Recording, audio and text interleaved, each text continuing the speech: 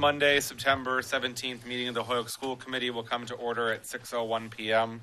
Roll call, please. Mayor Morris? Present. Present. Present. Here. Here. Present. Present. Pledge of allegiance, please. Pledge allegiance To the flag of the United States of America and to the republic for which it stands, one nation, under God, indivisible, with liberty and justice for all.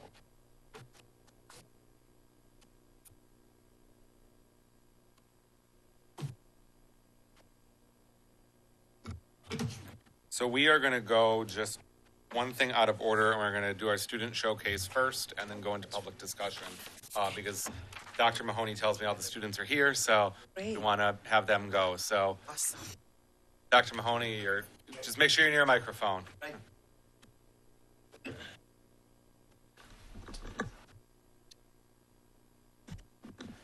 Well, thank you for having us here tonight. Dr. Wright put something out to principals a week and a half ago about showcasing students, and I think oftentimes we showcase the exceptions and not like the super cool things that happen every single day. Every single day from 3 o'clock to 6 o'clock, our campus on the North Campus has hundreds of young men and women who come on out and they play sports and they learn all kinds of super valuable lessons about how to be good people as well as how to be great students. And so what I thought would be great is to have some of our athletes introduce themselves, maybe say a couple of short words about their team and who they represent, and then if you guys have questions, you can fire away. So I'm just going to pass the microphone to our cross-country team, and they'll introduce themselves and then go from there. Hi, I'm Justin Kennedy. I'm a junior, and I'm one of the captains of the cross-country team. One thing I like to say is one of our mottos we like to follow is more than just running, and that basically means there's more, like a huge more thing about running. We do lots of different things with different teams and different types of running. And then one thing I like to say is that in our 2015 team, that was the first time we won Western Mass in about 52 years, and that was since 1963. And the 2015 team also got 8th place in the state meet at the cross-country championships. Awesome. Yeah. Hi, I'm Jack Shea, and I'm a member of the cross-country team. I'm a junior at Holyoke High. And I like to say that our cross-country team is looking phenomenal this year. And overall record of 75 wins, 13 losses, and the past 8 years, we have a record of 65-5. Like Justin said, we have a great culture, more than just running. Like, we're all friends. It's like a family. So, yeah. My name is Donovan Crow. I'm one of the captains on the cross-country team. And just like the guy said, we're just all like a big family.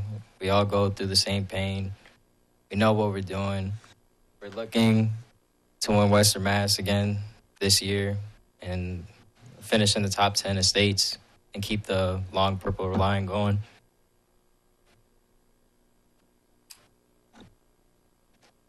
My name is Finn Lubold. I'm a senior captain of the Holyoke High football team. This year we have 2 new things introduced to the team. Planners to help out everybody. We have 14 mentors for the rest of the 50-something kids on the team to help make sure that nobody fails off. And we have a new model called Prove It.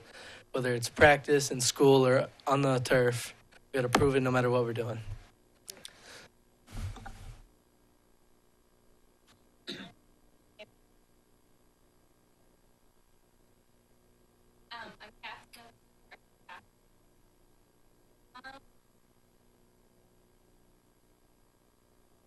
There we go.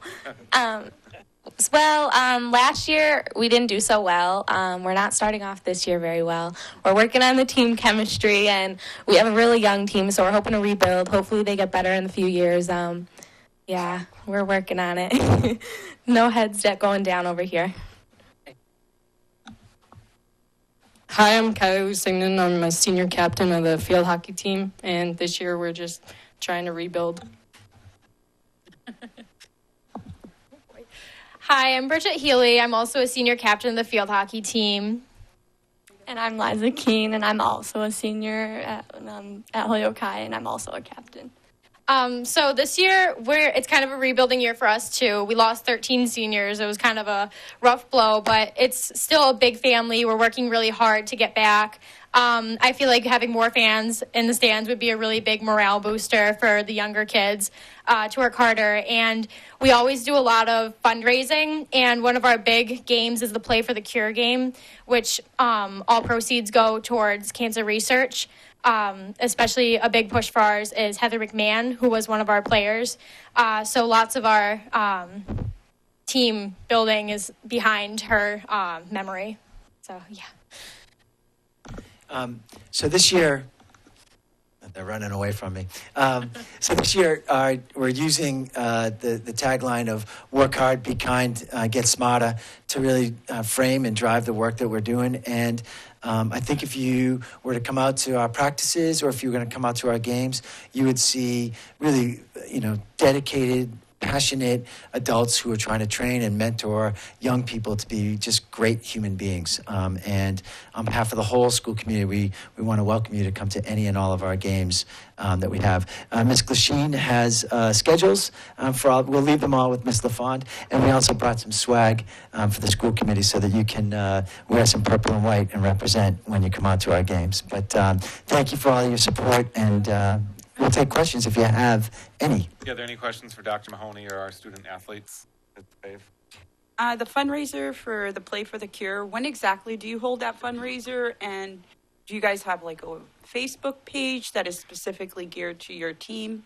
I don't think we have a Facebook page right now. It's usually in October. I'm not sure we have a set date, but we will be active on both the Herald page, the Holyoke Night Sports page, the annual page on Twitter, and the Holyoke Public Schools, I'm sure will retweet everything so that people will be aware of it. And we'll have posters up and do articles and stuff on the school newspaper. So we'll make sure people are aware of it. Great, thank you. And I wish you guys all the best this season. Thank you. Any other questions? All right, great. Thank you. Okay, go Knights. Thank you. You can give it to him directly.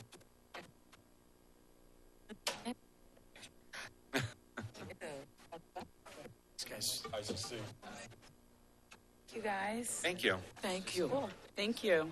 Thank you. I meant to ask you guys about fundraisers. Thank you so much. The extra large, it's got to be large. All right, maybe I'll take one if you have extras there. Are they all? Oh, a fundraiser? Okay, what are y'all doing?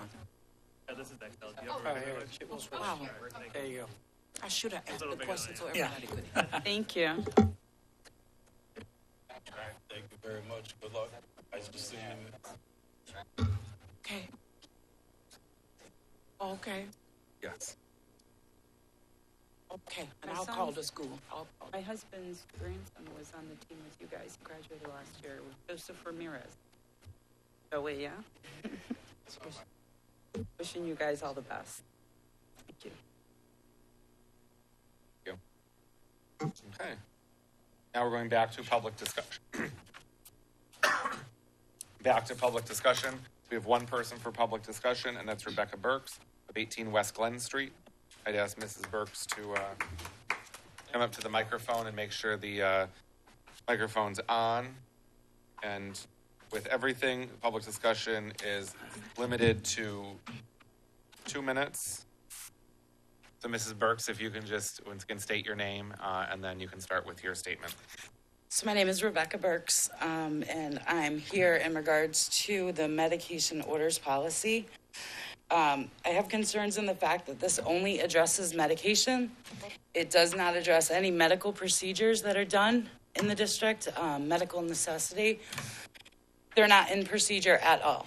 I mean, they're not in any of the policies, not in state, in our Holyoke Public Schools, they're not anywhere, to address specifically the procedures that happen.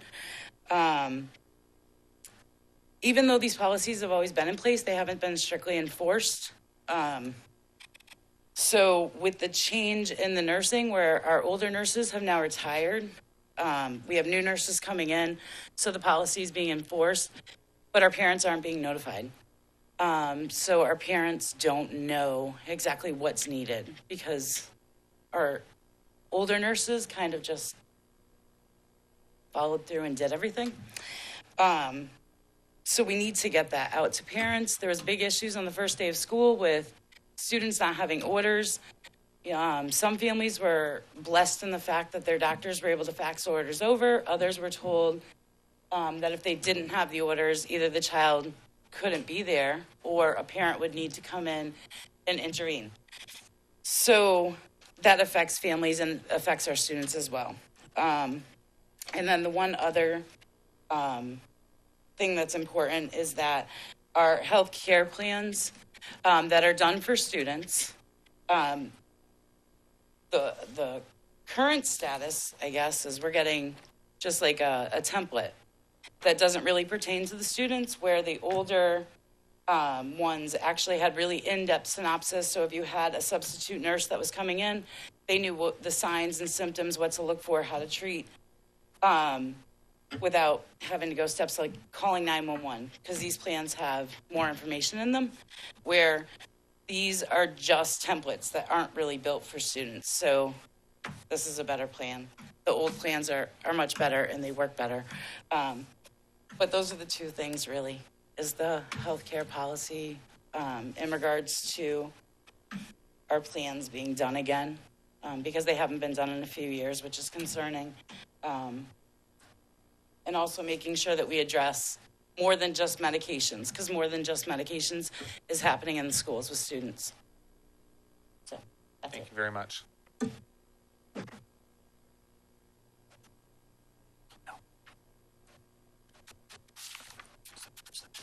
Becky, are those just copies of plans you have, or are those blank documents? I have a copy. Yeah. Yeah. Okay.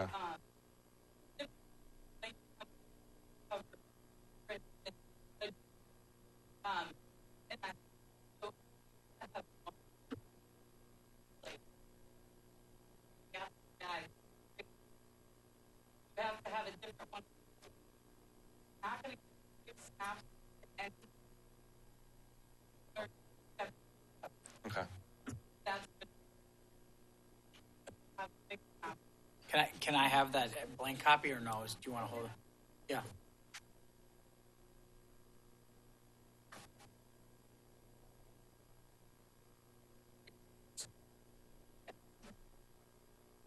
And is the other one you have one that you could cross out information, or?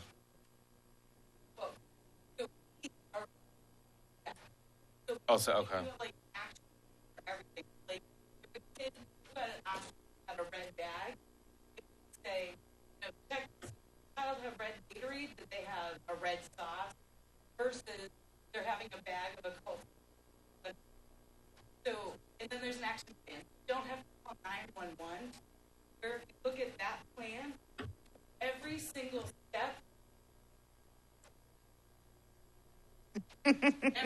step, on that plan, if you look at it, it follows through to call 911. There are a ton of students that parents have been trained to do medical interventions where 911's not needed. Where in a typical situation it might be, but yeah. So that's kind of freaky to parents of medically involved children, because some of the steps in there don't need to happen, but that is such a template and not a true to life plan like these are, that you wouldn't know. Does that make sense? Yeah. No, I understand. I understand. It's helpful to have this. So I'm done. Good. Thank you very much. I appreciate the information, and we'll make sure we get back to you. Just like you guys, if your all falls over summer, Mhm. that Mm-hmm. that those all falls are happening. My parents orders, that's policy. And also more clarity for today. Orders upfront, that's accurate.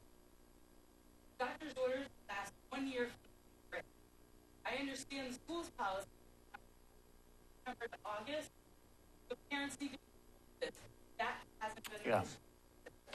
Yeah, I also did some research on that I know it's a state policy around on a school year, but notification is important to your point, and parents may not know that. But it is our policy is in line with the state law around medication and orders, which is school year. It's not, when the order runs out. Yeah. Yeah.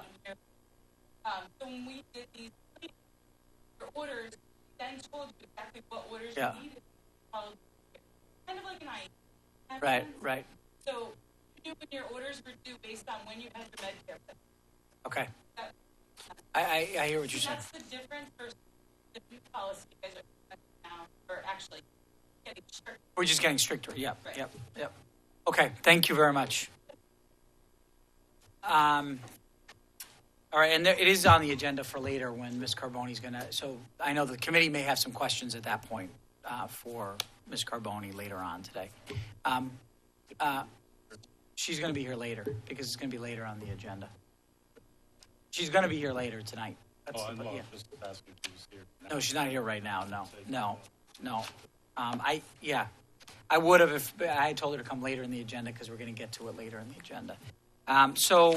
I know our next item is an update on middle schools. As many of you know, we're very grateful and excited that our two middle schools were approved to enter the schematic design phase by the Massachusetts School Building Authority at the end of August. And that kind of got lost in the shuffle with the start of school. But I know many of the school committee members were aware of that. I'm very grateful to the mayor, to the members of the school building committee, which Devin Sheehan is the chair of, who have really helped us get to this point where we now have two middle schools teed up for the city of Holyoke. There's a lot of work left to do, including engaging with the community and getting the support of the community. But we thought it was really important to take a step to really keep the school committee apprised of what's going on. Some of you who are on the school committee know what's happening. And now, Mike, I forgot that we were going to take you up first. Do you mind sitting through this, Mike? Okay, all right, perfect. We wanted our project manager and our architect to spend some time updating you on where we are in what has been already a 2-year process in Holyoke and which is poised to be another, I'd like to believe 3 years, but I'm being told that it's longer than that. So I'm going to turn over to Margaret Wood, our project manager, and Dory Brooks, who is the architect working on this project. So, and you have a copy of the presentation in your packet, which will be shared on the screen in front of you. All right, so we know you have a big agenda. So I'm Margaret Wood. I'm the owner's project manager. I think we saw you last year at some point, but I want to reiterate what Steve said. Irene and Devin and Steve have all been serving on the school building committee. Dennis has been to some meetings. It's been a really great process. We did make a big submittal in July. This is what it looks like. It's called the Preferred Schematic Report. It was basically telling the state building authority what it was we wanted to do here. So what we're going to do, Dory, who is with me, who is the architect, is going to walk through the presentation that was made to the Facilities Assessment Subcommittee, which is a good kind of brief summary of what the project is all about. And then we're going to talk a little bit about the schedule, the future schedule of the project, and see if you have any questions. But as Steve said, I think big issue here is we're now embarked on the next phase of the project, and we want to ask the school committee to help us get the word out about the project. So I'm going to walk you through the presentation that we delivered. I'll explain also that what we were doing in the first phase of work is a feasibility study, which is really developing. The original study site was Lawrence School, but we were presenting back on the proposed location, scope and estimated cost of the project. And what we did that was very unusual is we actually, on behalf of the city, advocated for 2 equal schools, equal middle schools to serve in total all the students in the city. That was an unusual request, and we were successful in making that request. So that was a very exciting thing, and we owe a lot of thanks to Dr. Reich and Mayor Morse for being there and advocating for the project. So in our presentation, we went back and reminded the state of what work they had already supported in helping Holyoke evaluate all of its portfolio, all of the buildings, and how originally in that original study, there had been a proposal for 2 middle schools. So they heard that they'd already been on board for that. And we talked about some of the goals of this project based on the work we'd been doing in the spring to develop 2 schools with grade-specific clusters of 90 students each that would be inclusive and supportive of learning styles. Really, this project, as we see it, is a transformation in how education is delivered, and a school that supports that transformation and really meets the needs of teachers now and in the future.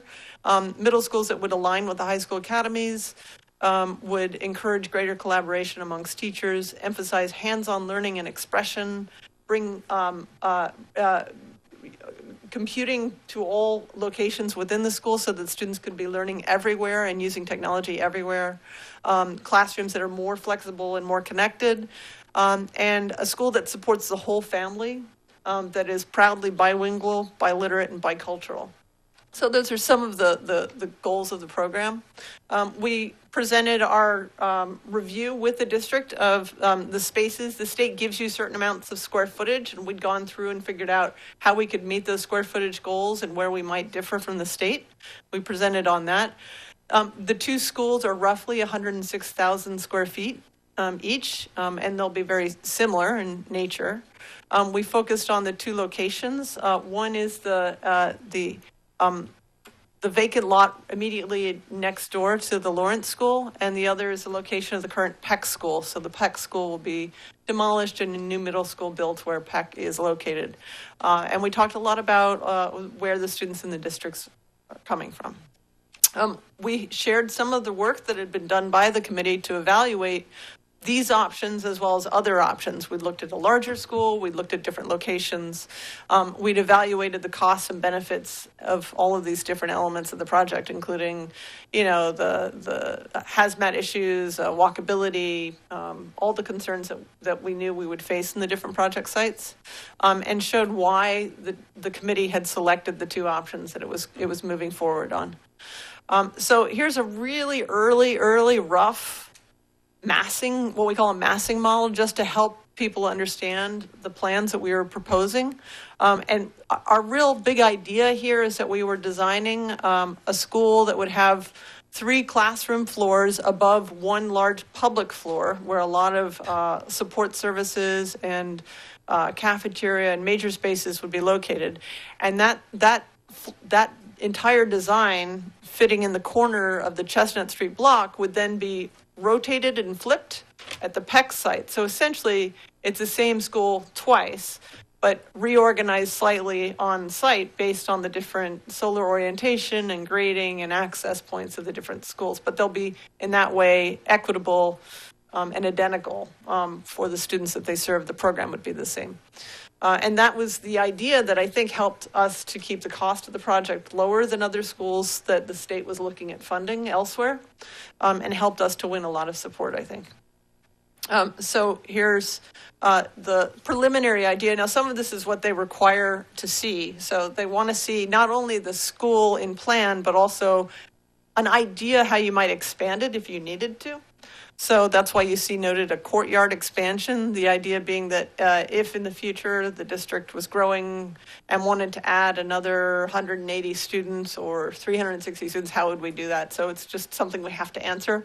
But this shows you behind that the basic plan here, which is, as we've stated before, the idea of a school that connects across to the library, welcomes people in a very secure but inviting way in, provides a good parent center and health services within the school, and then connects you and celebrates a design lab that students can be hands-on, that's on their first floor, as well as an AV keyboard lab, as well as provides particular spaces of need for students with medical issues, and then provides band, music, keyboard, exercise, all those things on the first floor so that the community can also access those resources pretty easily. So that the school will be operating 365 days a year, potentially, and there'll be people accessing the school at different times. So it'll be a school with air conditioning and with an environment that really would work broader than the current typical. I know that you all weren't able to open school because of environmental issues, and a new school allows you to really get beyond that. And then for both schools, the plans for the classroom clusters above are the same, with 2 communities at each wing, and then some shared spaces between. And then that plan would continue on for the 3rd and 4th floor, so it'd be 6th grade, 7th grade, and 8th grade in succession, with some outdoor classroom space on a first floor level, and at the PEC site, outdoor classrooms outside of the school as well. And then this is the plan, sort of roughly, over at the PEC site. So you see that it's a smaller footprint than the current school, and it's rotated from the direction it's shown at Chestnut Street. And because the grade drops and steps, the gym is at a slightly different level. So that's the accommodation we're making to allow the 2 designs to work. Otherwise, they're very similar in details. This also shows our intention to get into more work to open up the dingle, bring a little bit of light in, improve the connections to the high school, and redo the circulation in the entire area around the school. We know that circulation's been an issue around the PEC school, and everything we're trying to do is to improve on what's already happening there. So again, plan slightly different, but similar in how it moves up through the building, but with the gym happening sort of off to the side based on the layering of the topography. And then just a rough schematic. They like to see how this looks in section, and this is sometimes easier for people to understand, but this really shows you how that first floor is a really like a public space for, and is really welcoming and trying to bring people in a really accessible way. And then there's a secure connection, separation between the grade levels and that open first floor. We also talked a little bit about the district's sustainability goals for the project. It matters to the state. They have actually a requirement that the project be LEED certified. And that'll mean that we'll be working to reduce energy use, water use, and also something we've made a real priority in this project is to focus on environmental quality inside the building, to be sure that we actually make decisions about the air handling system and the materials in the building to actually help to reduce asthma rates, knowing that the city has relatively high asthma rates. And we're looking at ways to do that and study both before, during, and after to see that we actually meet all those goals. And we're also, as you may have already heard, expanding the footprint a little bit to provide a larger community health support, as is similarly happening currently at PEC and at the high school. So those are the priorities. We've talked a little bit about some of the things that we're continually working on. And where we're going in this phase of the design process now is to really address some of these issues where we're trying to work on, for instance, sensory overload. We have a lot of students with a lot of, a wide spectrum of responses to environmental design. So how do we make the school as comfortable and successful for students as possible, and really thinking about how we do that on the interior design. That's part of what's going to be happening now. How do we make sure the school's flexible enough to support all the needs the school district's going to have in the school for quite a long time? And we'll continue to work on a lot of these different individual issues as we go forward. And then finally, this begins to look at the cost issues. We actually looked at the current operating costs of the different schools. And really what we were able to see is that the cost of operating PEC is significantly higher than most schools, higher than any other school in the district. And that's because it's an all-electric building that was not built in an era of efficient building construction. So there's a lot of waste. So we were looking at what the savings would be of taking that school offline and replacing it with a better insulated, better designed school of a smaller amount of square footage. And that was helpful to imagining then the savings per year. Projected net savings in the district would be $412,000 a year in energy costs, and not just electrical, but in other areas of mechanical systems. And then here we presented at their request 3 different construction schedules. Initially, they really, just so you understand, they don't like to support 2 schools at once. And it was a real big win to come away with the state support for 2 schools at the same time. They had asked us to present how this would be done in sequence instead.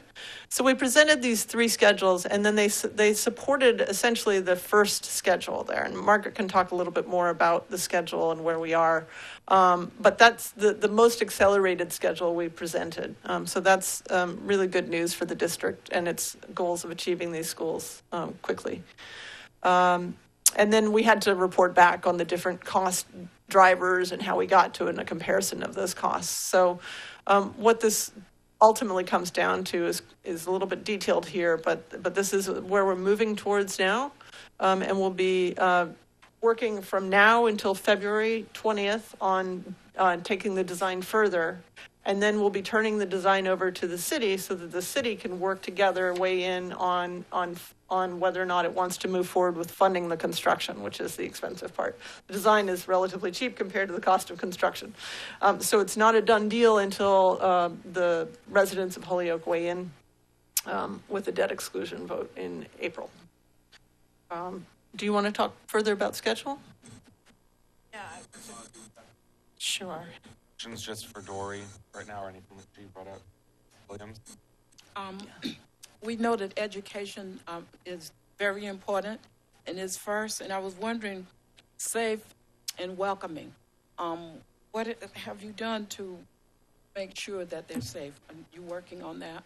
Thanks very much for asking. That's a great question. We have had a security consultant come in and talk a little bit about current approaches so that the school committee heard from them about all the approaches we take. We have a consultant who works only on school security issues elsewhere, who's able to inform how we go about designing so that we have that lens on the project from the very beginning. So there are a lot of things that have changed. None of this, I mean, the district's been putting in a lot of things as it can along the way, but to do it in a new school all at once is really helpful. So we have one point of major entry and other points for exit, but that point of major entry allows you to control exactly how people are being brought in and be sure you have visible control of that entry point. And then there are certain technologies that we'll put in the school that allow for maintaining control and understanding of every door and every window at the ground floor, certain types of glass that we'll be installing in certain parts of the building, things like that. So those are all going to be part of the process. In terms of making it welcoming and inviting, we actually, in this phase, while we have a general blueprint in mind, we'd actually like to have the community be a part of helping us figure out how to make it most welcoming and inviting, and we're really open to their input. So we'll be having 2 public design conversations in the next month and a half on October 25th at Holyoke Public Library at 6 p.m.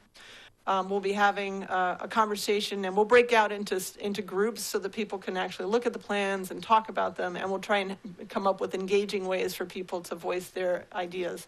But we'd really like to hear from parents across the spectrum in the city who maybe had kids here years ago, but also have kids coming into the middle schools in a few years, so that we can really respond to families and have their input. Because it is true that we all have different experiences of school, and not all of us feel equally welcome in coming to a big, 4-story public building in general. So how can we make that really effective?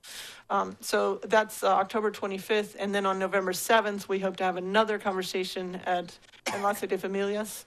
And that'll probably be in the daytime. So parents who can't make an evening event can come to that event, we're hoping. So we'll put all that information on the school district's website. Thank you very much. Yeah. Ms. LaFave. Hi, thank you for all the hard work you guys are putting into this, as well as the team that is also part of it. Going back to the the future state scenarios section where it says what the current grade levels are in each of the schools and what the future is going to be. I'm not sure if it's a typo error, so maybe somebody can just let me know. For Kelly School, it says that it's currently K to 8. Isn't it pre-K? It should be pre-K. Pre-K to 8. And the reason why I'm asking is because I'm looking at this and we have a pre-K center that's opening up at McMahon, and Kelly School would be one of the only schools that would not have their students attending there. And so just wondering, how did that decision come about? If you're looking at it, Kelly School would be pre-K to 5, while the other schools go to K to 5. Oh, you're looking at that original chart way back at the beginning? Yeah. That's actually, I just before Dr. Zreich answers, that's... It's a historical document. It's something. So that was developed by the district during a study phase before we were hired. We were trying to remind the state that they had supported a rethinking of the district, but we wanted to show them something they'd already seen. But we were clear with them that this is historic information, but we're just carrying on some of the conclusions from that original analysis. So I know that some things have, like the district at that time wasn't redoing the high schools the way they've done it, or addressing pre-K. Those things have come along since then. So in that aspect, that slide is inaccurate. Yeah, I would just say that's a typo on that slide. It should be K to 5. That being said, the McMahon, if McMahon does in fact become a early childhood center, it won't be able to accommodate all kids. There may be some classrooms in some of the other elementaries that we'd have to open for 3-year-olds, for instance. The idea of the early childhood center is to accommodate 4-year-olds. We think we can fit all 4-year-olds in McMahon, but I don't want to give people there may be some need for spaces for 3-year-olds, depending on what the needs are. So, but that, on that slide is a pre-K. We weren't trying to, that's a typo. We weren't trying to signal Kelly out differently than Just everybody else. checking. I know you're checking for your community, and I applaud you for that. Call you out on that one. But an example like the STEM middle school isn't even here. So I mean, Yeah. Okay. That's like a 2-year-old slide. And then my other question, I was looking at the schematics that you have. These don't have page numbers, so it's really hard, but it's the section concept, just looking at an overview. I remember when you guys went to Lawrence School and there was a meeting, there were some families there that did express in regards to students with disabilities and wheelchairs being able to access the other level floors and be just as part of their school grade peers versus being down at the first floor level. I do not see anything in these schematics that show that there will be elevator access or if there's going to be ramps, whatever the case was or what might have been planned. Is there somewhere where I can find that? I just want to make sure that they're not on the first level again, as always, either basement or first floor. Which one is that? The elevators are marked on. Yeah, and so the there actual is. floor plans. In fact, we're actually exploring 2 elevators for the building. I forgot next my to glasses each other. today. Because we are concerned about that as well. So if I don't know if this, but in the corner of that elbow, there's a stair system and 2 elevators. Well, there's 1 shown currently, but we're exploring the possibility of 2 to be sure that there's never any problem with access. We did explore a design in which we tried to ramp almost the entire building. The problem is you end up needing to take the entire site up with building, and it becomes a sort of giant spiral. So it really wasn't feasible cost-wise. This is a more efficient design, but for that reason, the elevators are required, and we will be sure that we have 2. There has been an intention. It has always been a request that we make sure that students who have significant medical issues are near the medical suite, so that there is still that 1 classroom, but we've tried to change that relationship a little bit to make sure that it's as positive as possible.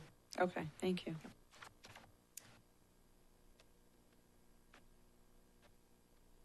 And again, these designs are always ongoing, so don't get terribly attached, because this is still just to get the framework of the project down, and we'll continue to share designs as we take input and respond. And just as you look, like this is the second, third, and fourth floor, which are all going to be very similar. If you notice the orange spots, though, that orange is denoted at like special education room. So I mean, it was actually discussed a lot at probably I think our meeting in May or so about that, and that it originally, yes, there were some things. It was more consolidated to one floor, but it spread out throughout the whole building. You can see it in those orange areas of all the plans where everyone is integrated into each floor. Okay, great. Thank you. Okay. I don't think we really have much in the way of a slide except for that last one, which is hard to read. But big picture, what the next steps here are, we are going to undertake schematic design for both buildings. We're starting now. The goal is, as Dory said, to make a submittal to the MSBA in February, and then they would vote to approve the project if all goes well in April. We have been beginning to discuss the date for what would be a debt exclusion vote for the project, and today we've at least tentatively pegged it as April 30th, subject to a discussion with the city council about whether that's a good date from their perspective. Once that vote is behind us, there will be about a year's worth of design and a year's worth of construction. So we anticipate the goal is to get the buildings done for the fall of 2022. And this is why Dr. Zarek was saying that he would love to have it be less. We would love to have it be less. We will certainly be looking at ways to be less, but I don't want to overpromise in this situation. I think that is a kind of conservative schedule that we will look at doing better on, and I can guarantee you we can deliver on. So that's the overview on the schedule. Any questions?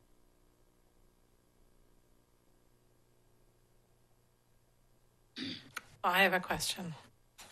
So as we start the community engagement process, we are keen to get your 2 cents about how to go about doing this. So Dory mentioned that we're going to be having these events that are around getting people to be involved with design. Can any of you chime in on what you think are the key things you would like to see us do to ensure that the community gets engaged, understands the project, and is able, if they agree, to come out and support it? Ms. LaFave. I don't know if you want a table at the Taste of South Holyoke. That's a place to start speaking to people in the community about it. I think it's really about going out there and even if it's being present at events,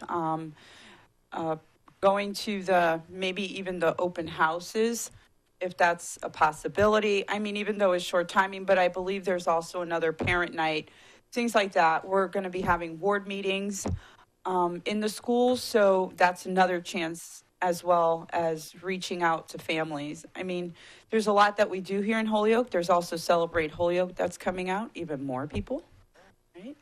And I don't know if St. Patty's Day is too late in the game, but I will share that you see the little flyers on there, that we actually did attend the backpack event and did an event with kids at the backpack event and talked to parents and had parents fill out digital surveys.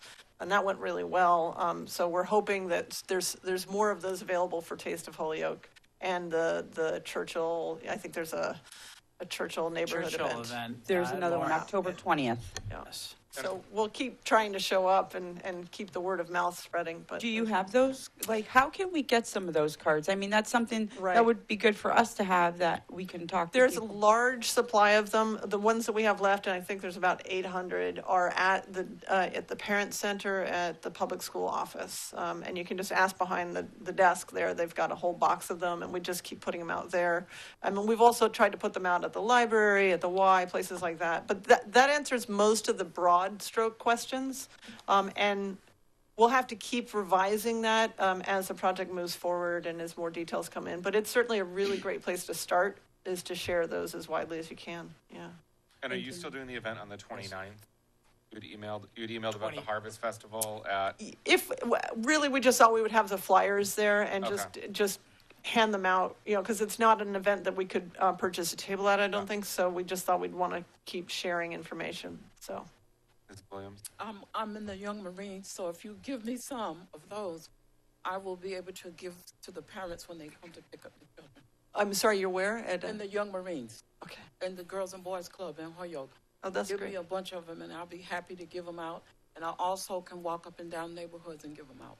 Great. That's great. Mayor? Yeah, I just again want to thank Margaret and Dory. I don't think we could ask for a better team with us, and just thank you for the progress you've made. And really excited about the vote that the MSBA took in late August. And I just wanted to remind the committee when they asked for the support of the school committee, there's different phases of that support. And so I know the upcoming meetings are particularly about engaging the community around the design, and so that's really important. But as April 30th, if that's the actual date of the election, we're really going to need every school committee member out in their constituencies, in the community, and we'll have a lot more conversations about what that looks like. And if any of you are particularly very interested in being involved in an actual campaign, right, we're going to have to come up with a campaign committee, campaign name, a number of different things. And at that point, Dory and Margaret will be experts and provide data and information, but they have to then remove themselves from the campaign aspect. And so we have all the information we need to sell this to our constituents. We will do the calculations around what the average impact would be to the average residential and business taxpayer in the city. We have some of that data now, but as it gets closer, and we want to get this scheduled as early as possible so we have enough time to run a campaign that educates the people of Holyoke as to why this project is so important. But I don't think there's more important people than the school committee members that have been working on this in partnership with the MSBA and our project managers here, than all of us to be a voice of, a powerful voice in support of these and why they're so important to kids in the schools now and for future generations to come. So if you have a very strong interest in that side of it, the campaign aspect, then do let us know. Mr. Kershane? So now that we have two schools, I can anticipate the first question you're going to be asked by any parent in any particular grade school is, what school will my child be going to? Now you've piqued my interest. If it's up in the air, I don't know that you're going to get the same engagement you get when you say, and so this is what's going to be happening next year for you, or not next year, but after this is built, this is what's going to be happening, and you'll be coming here. And so have we talked about that? And I was not here, and I apologize. I was in Washington, D.C. So I don't know if it already came up. The school building committee discussed that on Thursday at our last meeting because we thought it was important that questions didn't come up. And up until the third week in August, we had one building. Right. I mean, we wanted to, but our focus was one building. As I think Mildred pointed out perfectly with that chart, that outdated chart of what the school allocations look like and what it's going to look like in 2022, all we can tell you at this point is that every middle school age child in the city of Holyoke will be going to a new building.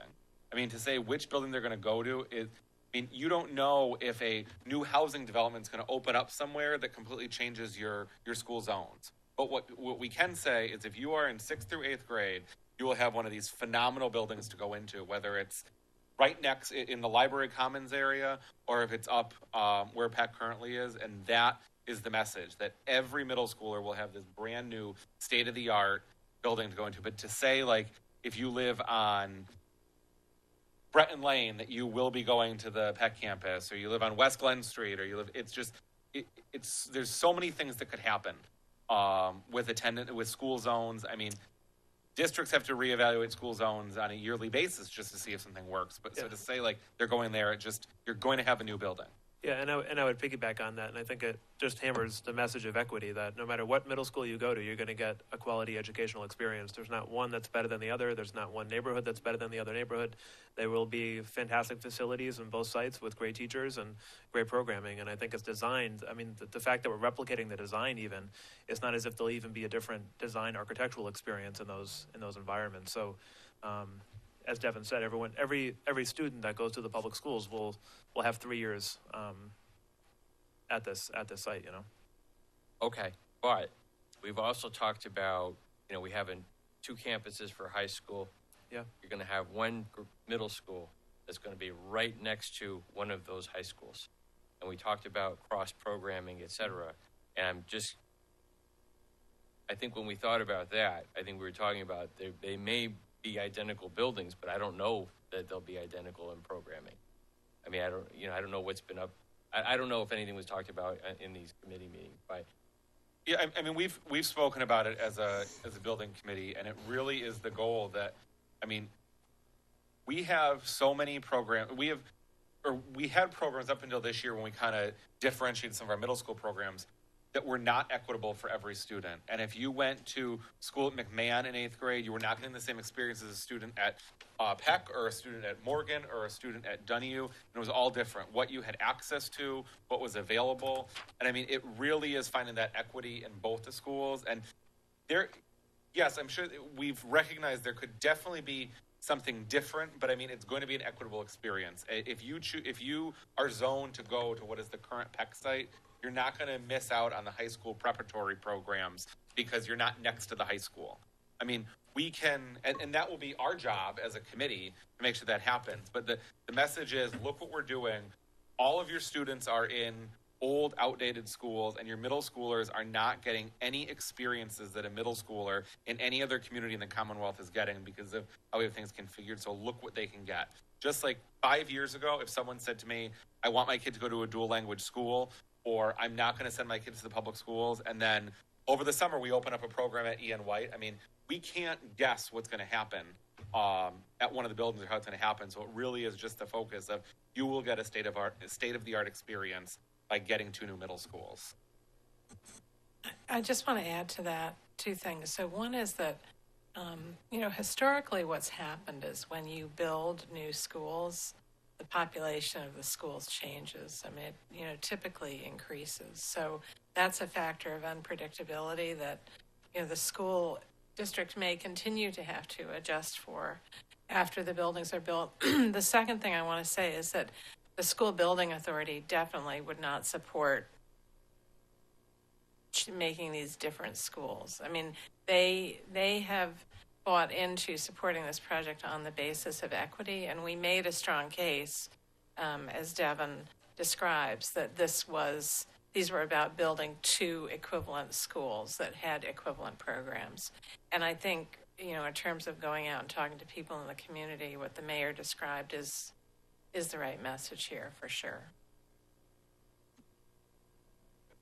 This is for Mayor Morse. So just for clarification, so there's going to be a vote that the residents of Holyoke, what would be that? Is that the April 30th date that we're all talking about? Yeah, so at some point soon, we'll have to go to the city council and ask that they officially place the debt exclusion vote on the ballot, and then they would choose a date, hopefully in April, based on the recommendation of the committee and our team here. And then, so East Hampton, for example, just went through the campaign where folks voted, and so you figure out the cost of the project and the taxpayers of the city pay for that over a 30-year period. And we figure out, based on the value of your home or the value of your business or whatnot, you would then pay an amount every year. And then once the projects are paid for, that tax bill then goes off your bill. So if it's a 30-year term, you'll pay that amount for 30 years, and then it'll then disappear from your bill. And then so when you're saying going to city council, is that what we were talking about in February we would have to do? Hopefully sooner. So we need a couple of things from the city council. Number one, we need them to vote relatively soon a $370,000 allocation to continue the schematic design. And then number 2 is to get them to officially schedule the debt exclusion vote. And so we don't have the date as to when the city council is considering it. I'm hoping to put a recommendation or some sort of timeline for them on the first meeting in October, so the first Tuesday in October. And then at the point at which it's discussed either in committee or as a whole body, we'll make sure to let the entire school committee know when that is, so we can go and show our support and ask them and officially to support putting it on the ballot. There may be some intellectual disagreements as to the mechanism there, so we want to make sure it's important. We tell them how important this is. And just the last one. Yeah. To be part of the campaign, who exactly do we go to? If that's something like myself, I am very interested in being part of that. But who would we talk to? Or Yeah, at this point, I would just shoot me an email, or whatnot. Okay. To his And private email address. Yeah, to my private email address, and you should use your private email address as well. And then we'll go from there. Yeah. Just as things are discussed during a campaign, just remember your role as an elected official as opposed to your role as a private citizen and what you use for communication. Yeah. So. Okay. Now, Tinsley Williams. You said it'll take 30 years to pay the tax off. So this is for individual homes, right? So suppose you pay yours off before 30 years. I mean, because if it's individual homes and we got to pay this on our tax, I don't like. It's we worked into your overall tax bill. So you will not see it on your bill as something that says school. It will just, if you pay $200 a quarter on your tax bill, you may pay $220 a quarter on your tax bill. Yeah, I mean, even if you pay your house off, you still have to pay taxes. So it'll just add depending on the value of your home, it'll add a certain amount. Similar to the Community Preservation Act, it's not itemized as such, but it's a similar type of question, and that's the question that people will be posed with. Do you think it's worth paying an extra $100 a year to make sure that every student in Holyoke has a great middle school experience? Some people will say no, and hopefully 50% plus one at least will say yes, just like they did in East Hampton. Oh, Margaret did ask her question, or does anyone else want to answer that? You had brought up the question about what do you want to see, right? Wasn't that? Yeah, I would just curious. We kind of went down a rabbit hole. Right. So so there's supporting the campaign to get the word out. But if you all have other ideas about what you would like to see us do in order to get the word out, we are all ears.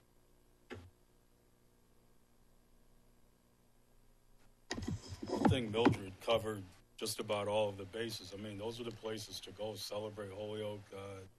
Holyoke Public Schools has a tent there or a table, which would be a good place to put the design schemes up and show people what the buildings are going to look like, where they're going to be at least. I mean, there's a lot that goes into these buildings. I was amazed at the last meeting that I went to, where we were talking about the style of floor and the borders that go around the walls and what type of material. I mean, that's a lot. But there's going to be, I think the basic design should be at both of these things, the Taste of South Holyoke and that Celebrate Holyoke, so people can start getting it in their heads, what this is going to look like, where it's going to be, what the basic design is going to be, and maybe even have a suggestion box or something like that, something similar to the survey that you did at those things, where people will be able to have some input. I think that this on the 25th is going to be good too. How do you get the word out? I don't know. It's always hard. We've always kind of do different things, and not many people attend certain events, so that's difficult to say. But I think if you do those two events, I think that would be a great place to start, and hand out cards or flyers. October 25th, we're going to get deep into that. So I think Mildred hit it with all of her ideas. I thought those were great ideas, and those two events are probably the best to go to and hit most of our community. It's where most people go for entertainment and to see different things. I think those cool. Well, I love the idea of the St. Patrick's Day parade. So I guess people may not remember what they said. Exactly. But I would encourage school committee members. You guys have a lot of presence in your own wards. Anytime you want information from us, you can either email Dory or myself or Liz LaFon. We can get you information. But I think you guys are instrumental in getting the word out in your community, and we're happy to go to meetings to talk more about it. Obviously, you have to remember the school district. As a school district employee and as a public employee, I can't be part of the campaign, but we can certainly provide information and support And if you know parent leaders at schools, please begin to talk to them about generating energy and enthusiasm about this in their school. On October 1st, we have, it's on your notes, we have our our PTO parent advisory group meeting with all the principals and the leaders from every school. We are going to talk to them about this work, and that's a good opportunity if you guys could be present to speak to parents. Those are some of the strongest leaders we have about getting the word out about this work. I'm going to refrain from using the word campaign, but about the fact that these middle schools are coming. This could be transformational. Not could, it will be transformational for the city on so many levels. So just appreciate all your energy and support. And the mayor's been a huge proponent of it from the start. So it's time to get moving. Ms. Lefebvre. So I know I was just showing them these cards too. There's parents that go out there to support their children at these games, having a little table out there at the beginning of the game, kind of even the schematics. I mean, if you guys can just do like a pop-up show. Other things, it's the after-school programs. A lot of families pick up their kids. I know Homework House we did. I know Michael Moriarty has it's monthly if I'm not mistaken. You have the food pantry that you can also be a part of. So really, then we have Farmers Market. I believe it's till the end of October, if I'm not mistaken. But even though there's some things that are just given for a little bit shorter time that's left, it's just that presence that, maybe you might have hit the same person 2 times. Now you just reminded them, so then they'll start talking about it to others. It's just a lot of events in the city of Holyoke. There's always something happening, and there's always an opportunity to share this information. So then I would ask you the question, because we do have ward meetings also, and how much would you like us to share to people that go to those ward meetings? And would you like us to reach out to you just to see if you're available? I don't know how much time you have and how many of these events you can actually hit, but how much would you like us to share with the community so that we can get the word out also? Well, Dory can, I'm going to give my 2 cents and Dory can chime in as well. I think the way I think about this is that the building committee's worked really hard on this for the last 8 months, 10 months. And so now we have to build up a whole group of people who know more about the project. So I think we have a role, Dory and I have a role here in helping educate folks about the project who can then go on and do more.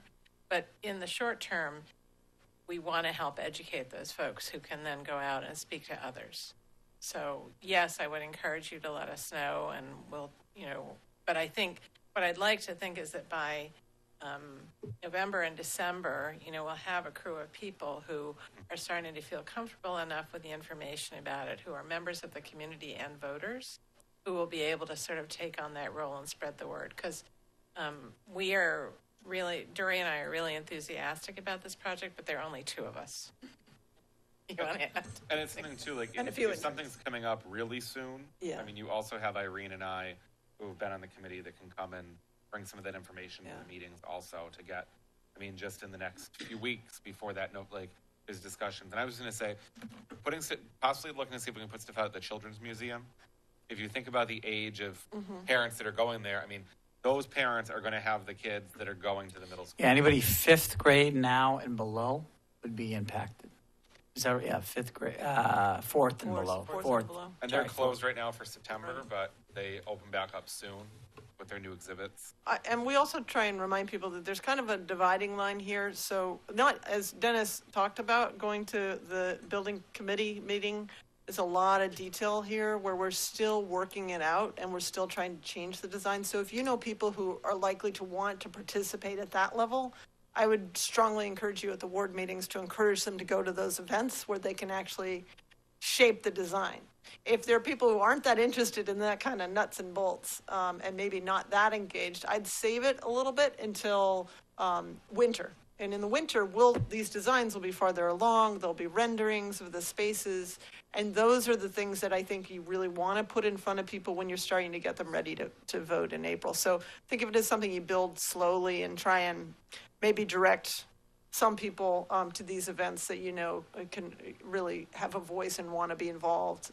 And you know, we hope that they're there so that later they don't say, why didn't you, you know?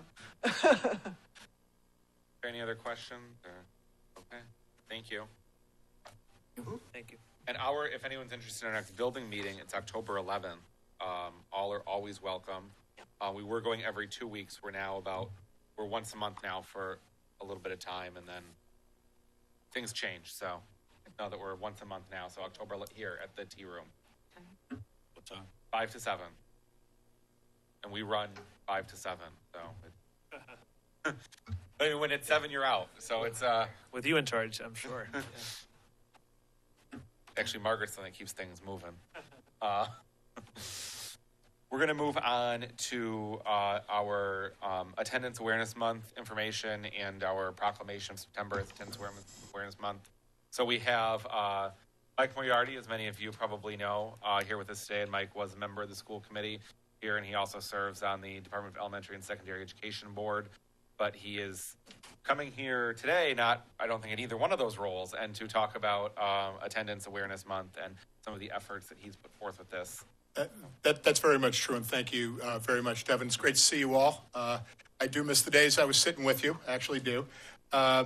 So if I'm here in a capacity at all, it is that I remain the representative of the city of Holyoke with the campaign for grade level reading, and continue to advocate where I can for making best efforts to improve outcomes in the third grade, with the absolute belief that that is a serious deficit and problem that our city and really all urban cities experience, and that if you solve that problem, you will over time solve many of your other problems academically. One of the elements of third grade reading that Holyoke adopted very early on was chronic absence. And the concept, the logic behind it is different than a lot of people think of when they think about attendance. And I wrote a little bit of a history, both of Holyoke's role with it and what's gone on in Massachusetts over the years. And I'd just like to give you, if you'd indulge me for a few minutes, a little bit of a summary of that. So the idea of attendance has been part of schools long before any of us were alive. And in fact, Massachusetts adopted the first compulsory attendance law in 1852. So we've been at attendance for over 160 years. But the concept of truancy is very different than what we're talking about here. That is asking the schools essentially to take on a law enforcement mode. And in fact, that's what we do. We bring families to court if there's been a degree of truancy that indicates educational neglect, or if a child's old enough to be held accountable on their own right, they're brought to the juvenile court and put under some requirements to address that. But studies have shown that by the time an action like that is taken, the damage is already long since done. And that really the best districts, and this has been true for many, many decades, the best districts think about proactive solutions when they notice children are missing in large numbers. However, they found a better definition for this than truancy when they approached chronic absenteeism. And this has come up in just the last less than a decade. You may recall that when the No Child Left Behind Act was passed, it also brought up absenteeism, but it didn't talk about truancy, and it didn't hold families and students accountable. It held schools and school districts accountable. It said, you count the number of empty seats, and if you fall below 95%, we're not going to give you the designation that you've made average yearly progress, and we're potentially going to penalize your district or your school for that.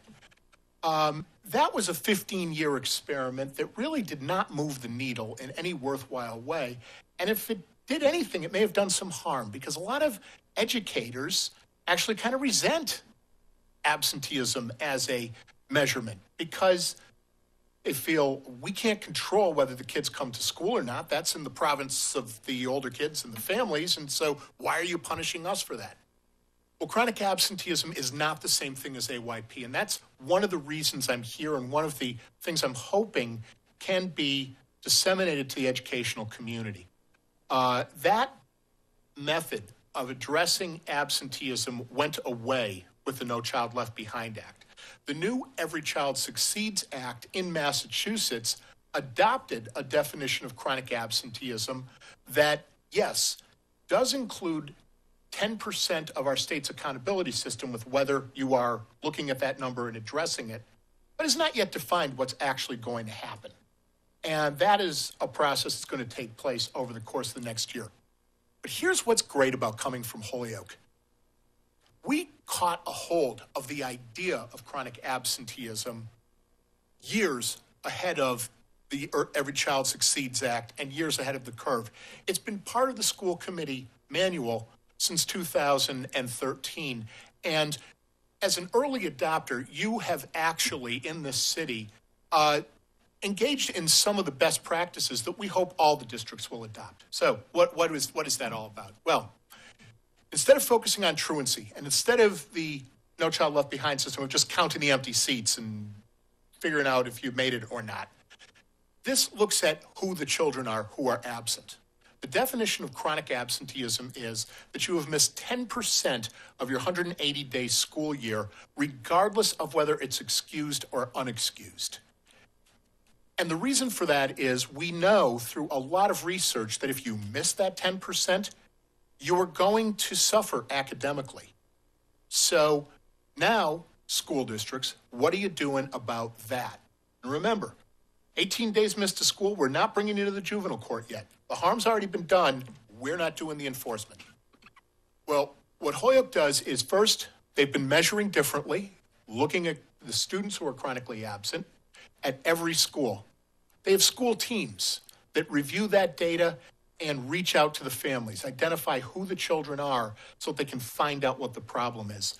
And they, through a team approach, think about solutions that are specific to the problems those individual families are experiencing.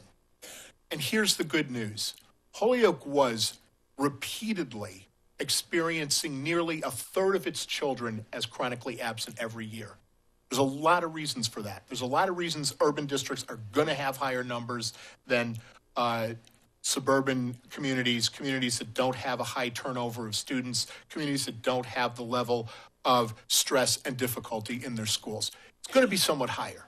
That should be, from the state perspective, understood and worked with. But it doesn't mean you do nothing. And one of the errors some of the educators who didn't like measuring absenteeism made was the belief that there's nothing you can do about it. Well, you don't have total control over the problem, but there are lots of things you can do.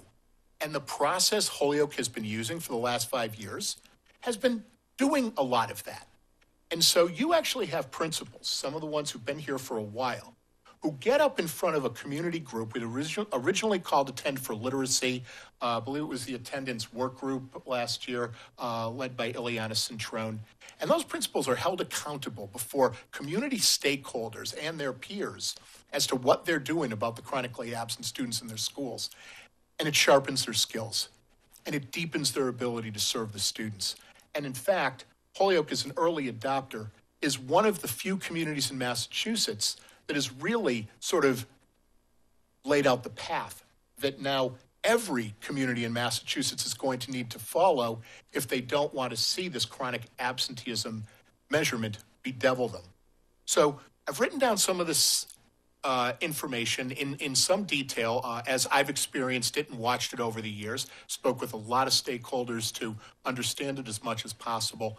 I'm trying to get the word out that chronic absenteeism can actually be a helpful tool, regardless of what you thought about absence measures in the past.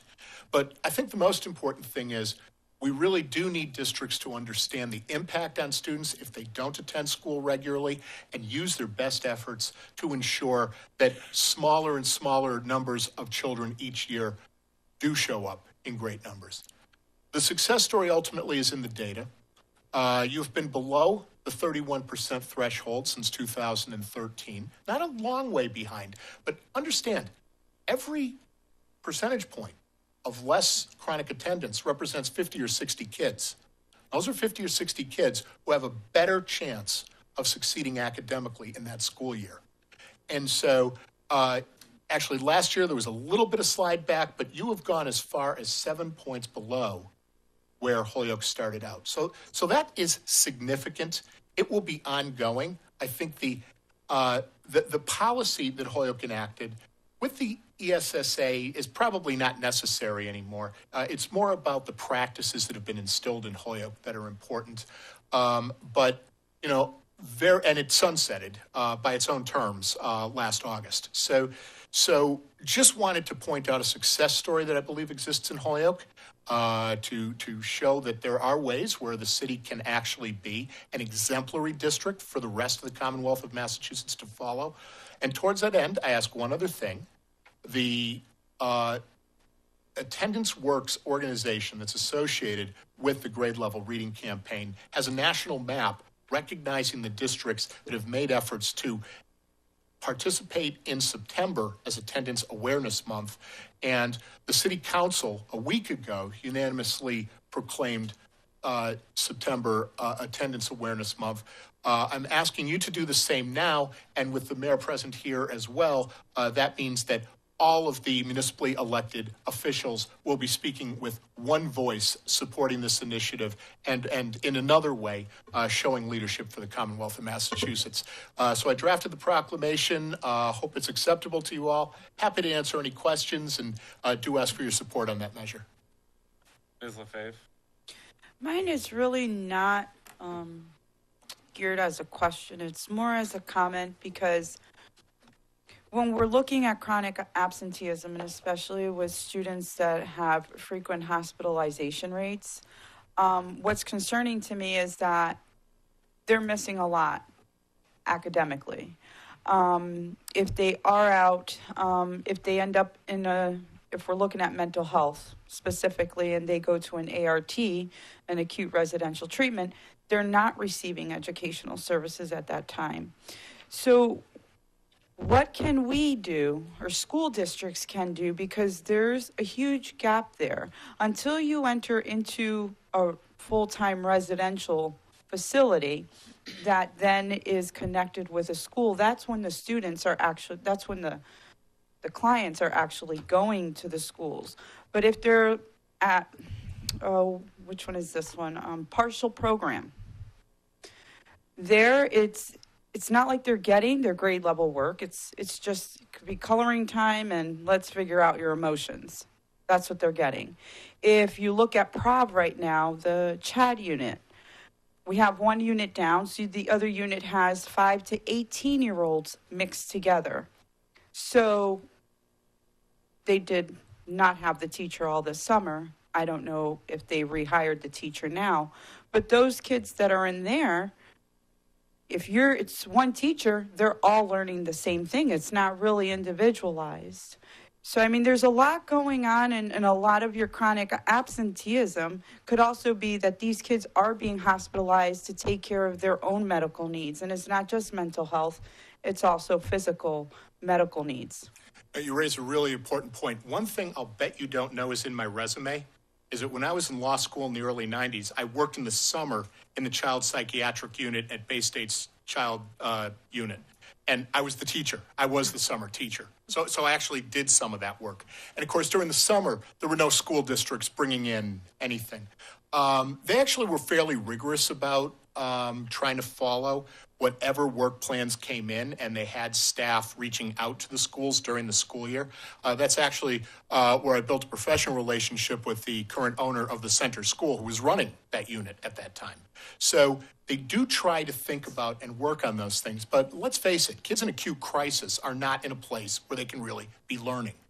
But that doesn't represent all of the students who are going to be chronically absent. And one of the messages about chronic absenteeism is you cannot expect to eliminate it. Part of it is recognizing, hey, this child hasn't been in school for 4 days, and who have we reached out to do something about this? A school that's dropped the ball might have a kid in an acute crisis and no communication back to the school, and they're not aware of it till the kid comes back. That's pretty bad practice, both on the part of the facility and on the part of the school. And I will tell you, that happens sometimes. A proactive district that is looking for students who are chronically absent will be reaching out without waiting to hear from the parent, because that's part of this process. The other thing that's important is that child may very well end up being listed as chronically absent. And that may not necessarily do anything for the district's data, for its statistics, because, here's one thing you wouldn't do. Kid missed 3 weeks of school because they're hospitalized. You don't haul them into juvenile court because they've been truant. That would be absurd. That's why we have distinctions like excused and unexcused. And that makes all the sense in the world for the truancy law. But when we're thinking about chronic absenteeism, it's like we're in a separate world. Now, we don't care whether it's excused or unexcused. What are we doing to provide the work, advocate for that student as they are hospitalized, and maybe as they're getting better, more able to do some grade level work, and ideally receive the tutoring and have a catch-up plan when they return? A proactive, well-planned district will do much better by that student than one that simply says, we have students who just go away for a long time for some really dire reasons, and what are we supposed to do about it? That, to me, is the value of the chronic absentee concept. Mr. Kershaw. What is the significance of the policy sunsetting in August of 2018? It's gone. Okay, and what is there? And I read your material, and is this something that I'm guessing we would probably, try to? I read your materials, and it kind of goes into information about how the policy has not always been rigorously adhered to. Is it your recommendation that we continue the policy, maybe revise the policy? Or I'm just trying to... Sure. So I actually don't recommend that the policy as it was written be reviewed. What I actually think is worthwhile is maybe to spend some school committee time in a conversation with Dr. Zreich about what do we do with this. And I wanted to be a truth teller in that document, so where I saw some things that were less than ideal, I say so. But I mostly want this to be viewed as a positive document about what Holyoke did right. There's been a lot going on in Holyoke in the last 3 or 4 years. The fact that one particular initiative wasn't the most highlighted and maybe in a couple of places wasn't followed to the last iota, let it go, move on, keep trying to do better. We're all in a world where we're seeking continuous improvement. I don't know if a written documented policy is really what is necessary for this district at this particular time. I do know ongoing oversight and dialogue is where the total solution lies. Yeah, I would say to that, though, to your point earlier, Mike, with the changes in accountability, and you had a presentation here about accountability, chronic absenteeism is, in fact, now a lever for accountability. I would say last year, in earnest, we have refocused on chronic absenteeism. We did see a big decline from 5 years ago to now, but really even we spiked a little bit with the longer school day, but we're back down to some of the gains that we had that Mike talked about. But it's we've tried to narrow the scope of our turnaround plan and our priorities, and we no longer worry about daily attendance. We're exclusively focused on chronic absenteeism. I will tell you that Lawrence School is a real shining light in Holyoke. When you look at where Lawrence School was 2 years ago, they were upwards of a third of their students being chronically absent. Last year, they had 15%, which is a huge increase. And that's in an area of the city where we haven't seen regular attendance, and it speaks to the work that they've done around parental engagement, improved culture at the school, relationships between, and then regular monitoring of data and outreach. In fact, some of the schools that have struggled more are not schools that you would typically expect to have the higher rates of chronic absenteeism. like Morgan and Lawrence are two of the more shining examples of where there's been success. But I would say, we may want to revise the aspects of the policy, but as a district, I can tell you that we're squarely focused on this notion of chronic absenteeism. Mike has convinced me, and also the state regs changed, but to really focus on the idea of chronic absenteeism. Ms. Tensley Williams. Dr. Z, that decline now, is it because of the breakfast program that we have? All the students can eat breakfast? I'm not sure. My first year we declined a lot. Then we went back up with the longer day. And then we went back down last year to a quarter of the students being chronically absent. And that's like our best sort of historically since we've been, which is still not, to say a quarter of your students are chronically absent, that means a quarter of our students are missing at least 18 days of school. There's no child, I don't care how good the teacher is, if you miss 18 days of school, you're going to struggle academically. So we have a lot more work to do. Ms. LaFave. And this one's quick. Yeah. And the family engagement in both those schools is because you have some excellent family engagement No coordinators. question. Glenda and Jamatis. Excellent. Yep, no question. So one of the reasons that this was brought today was for the school committee to support the proclamation of September as Attendance Awareness Month. It's towards the back of the packet. No page numbers, Liz. It's the fourth to the last. It's towards the back. And the city council approved this on September 7th, a similar resolution. I was wondering if I'm going to entertain a motion to also support the resolution that's here as the proclamation from the Holyoke School Committee. Seconded. Seconded. Second. Any other discussion? All those in favor? Aye. Any opposed? Motion passes. Thanks. Thank you very much for doing this, and have a great school year, everybody. I hope I can see you as the year progresses. Thank you. Yeah, just one thing, the importance of understanding the difference between attendance and chronic absences is that with chronic absences, we're going to find ways to hopefully get the education to the student. And so that and it's not necessarily that we're going to bring people to schools, although that would be great, but finding ways to make sure that child is educated, whether they're in a school building or at home. So I think it's important. I thank you for coming in and talking about that. I think that's important. And I look forward on supporting this in September. I don't know what we're going to do and raising awareness in September, but I'm looking forward to it anyway. It looks good. Thanks very much. You've done a lot now. So I wanted to ask you a question too while we were just finishing up though. Tutors, what are we looking at for tutors? Are teachers volunteering to tutor?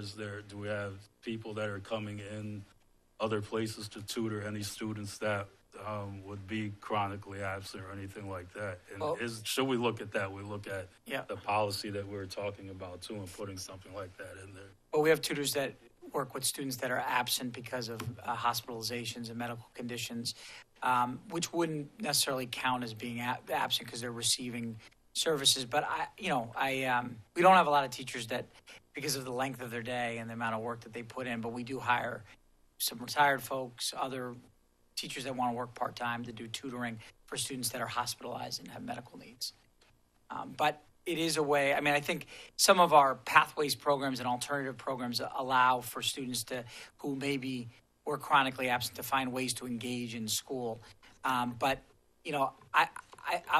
Mike has said this to me before. I think school climate is a bigger factor. There's a lot of school avoidance when kids don't feel safe in school, bullying, issues around them feeling safe. And in the schools where the climate is strong, you don't see the levels of chronic absenteeism. And so I think we underestimate how important that is. People think it's just illnesses but there's a lot. We have school avoidance and kids who don't want to go to school because they don't feel safe and welcome at school. And that's something we need to pay more attention to. Thank you. All right, thanks. Thanks, Mike. The other one, Mike. Steve Huntley, do you want to come over here? Yeah, why don't you come over here? You can be the mayor for the day. So we're going to do the preschool expansion portion with EOC. Okay. Thank you. So I think I've shared, and when we met in February for our retreat, we talked about one of the district's goals has been expanding pre-K and 4-year-old seats in Holyoke. And I think I've shared with you, I'm going to try to be really brief because of the time, but I think you know that one of the issues we had was space in the district. Because of the configurations and the movement this year with opening of middle schools, we did create for ourselves more early childhood space in the Holyoke Public Schools. And with that, we are strongly pursuing what has been a dream, or not an expectation and a hope for me, is that we have universal programming for 4-year-olds in this city over the next 2 to 3 years. And that's with no enrollment restrictions, and that's at no cost to families. So in our turnaround, what will be our new turnaround plan coming out soon, this is one of the expectations. It is one of our priorities for this year, is to build on the growth. We've expanded preschool over the last 4 or 5 years with the PEG grant that the district received. We opened dual language preschools. We opened a class at Morgan when Morgan went into receivership. But our goal is to continue to open full day classrooms, and I had wanted to open as many as 3 or 4 for the 18-19 school year. But long term, it's to develop a concrete plan by April 2019 to have enough pre-K seats for all 4-year-old children in Holyoke by fall of 2020. Now, even though we didn't get to open as many as we wanted, the good news is we are opening one under what I believe to be, and what Steve Huntley, who's our partner from VOC, to be an exciting model, hybrid model, that could be the path, or we believe will be the path, to funding universal pre-K in Holyoke over the next 3 years. So this is what's happening, so you know. This is not being established through PEG. This is a sustainable pre-K model that we hope can fund, sustain the 4 PEG classrooms we have, and grow to allow for the number of seats that we need for 4-year-old, for any student that's 4 years old by September 1st, which is between 450 to 500 students on an annual basis in the Holyoke Public Schools. What we've done is we're going to open a full-day classroom at Morgan for 4-year-olds with no enrollment restrictions prior to October 1st, okay? PEG classrooms have enrollment restrictions right now, and I have no place for the enrollment. It requires looking at your income, whether you've been a pre-K or not. The goal, again, is just universal for everyone. And the way we're funding this is it's a hybrid model. The Chapter 70, which we get for every kid, as you know, on an annual basis, Chapter 70 money would come for every student in this classroom see if you can follow me, for the regular school day, which is our 7-hour and 5-minute elementary day. So we run, our classrooms run in our schools, kindergarten all the way to 8th grade, are 7 hours and 5 minutes. And so DESE funding, or Chapter 70 funding, would cover the cost of a classroom from 8 o'clock to 8 o'clock to 3:05 every day for the school year. Then we pair that with the Department of Early Education money, which is for full year, full day. And full day is up to 5 o'clock? 5:30. And it's all year round for kids.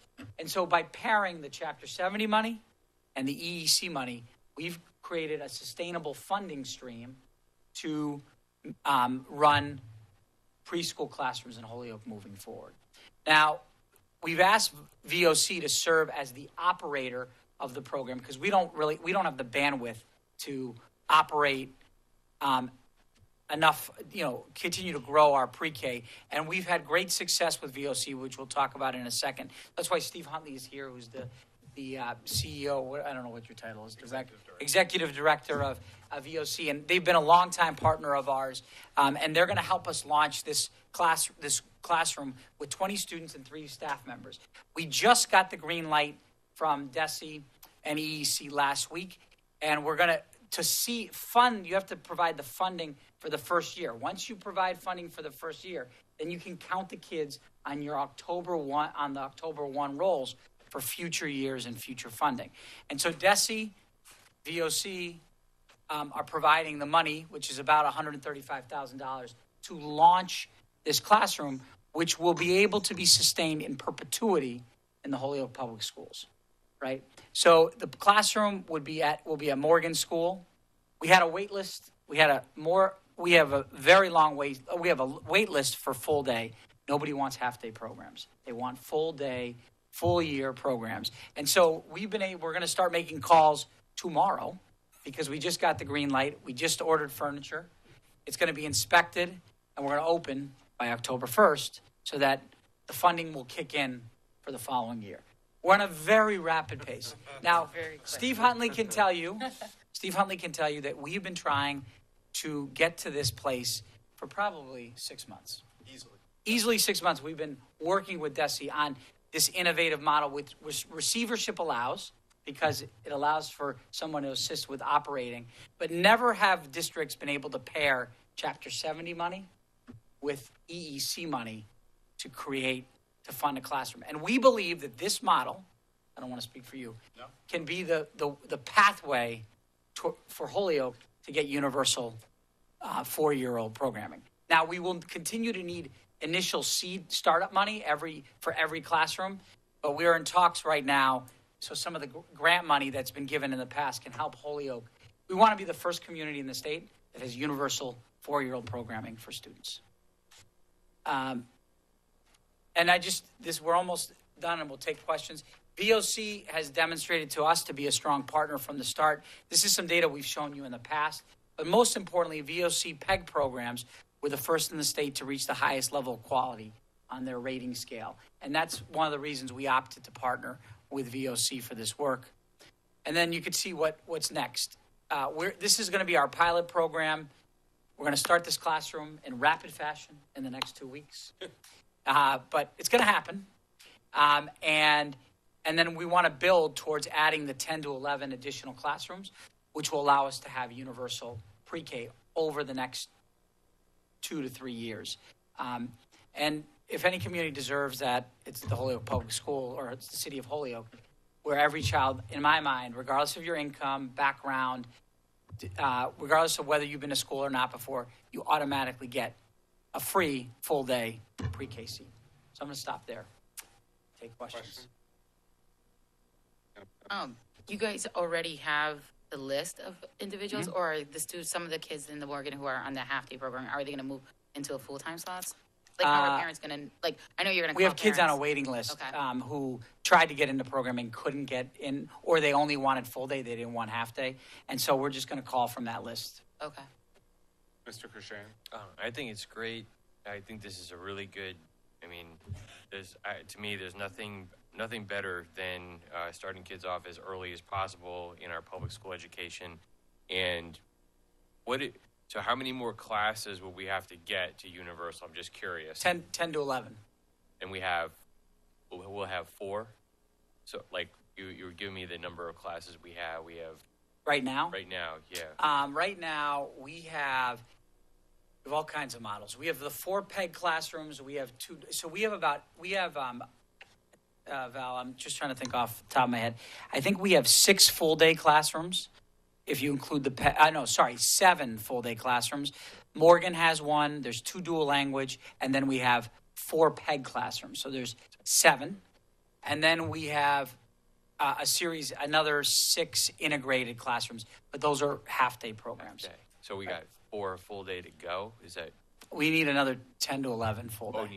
Yeah. So we need 17. Yeah, Okay. I'm just trying to get it approximately. in my head. Approximately. I'm still working on the numbers, because we would be able to use some of our teachers that teach 3 and 4-year-olds half day to shift to be full day teachers, and then maintain half day programming for 3-year-olds who are on IEPs. But any 4-year-old, whether you're on an IEP, see, I also think it's a disservice that kids who are on an IEP right now only get half day programs, right? If ever we go universal, every child in the city of Holyoke, regardless of IEP or not, would get full day programming. Now, the space, people will ask about space. Principals are going to tell you they have no space, but they do have space. Ian White has some space. Morgan has space. Kelly has space. Lawrence has space. Now they don't have 10 classrooms, but if you cobble those spaces together with the moves we made to open up Veritas at Peck and moving STEM to Dean, we do have the space, if we had the funding, to open 10 to 11 classrooms. Now, I will say... And this will position us when we open up 2 new middle schools, when all the families support that their children, because we are building 2 new middle schools, they'll create more space for their children to also have a pre-K experience, because we'll be able to move the 6th to 8th graders in the 2 new buildings. Yes, well said. If I could follow up too, one of the things that I think is important, and I think was, one of the ideas I think behind a pre-K to 8 was, wouldn't it be great if the kids could stay in the same school? And I'm just, hoping that the pre-K model will get kids to go from pre-K and then stay for kindergarten, because sometimes you see that movement where, a child will go to pre-K, or if there's the programs available, but then they'll opt out. It's always kind of like having that continuity.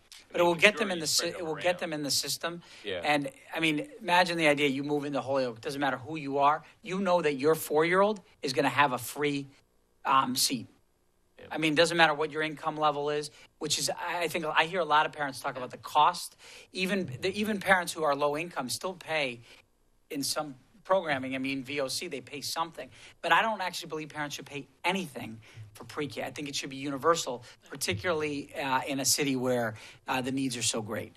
And so I will say Aaron Vega has been a huge supporter of this at the state level, helping us advocate. This hasn't been easy to get to this one classroom.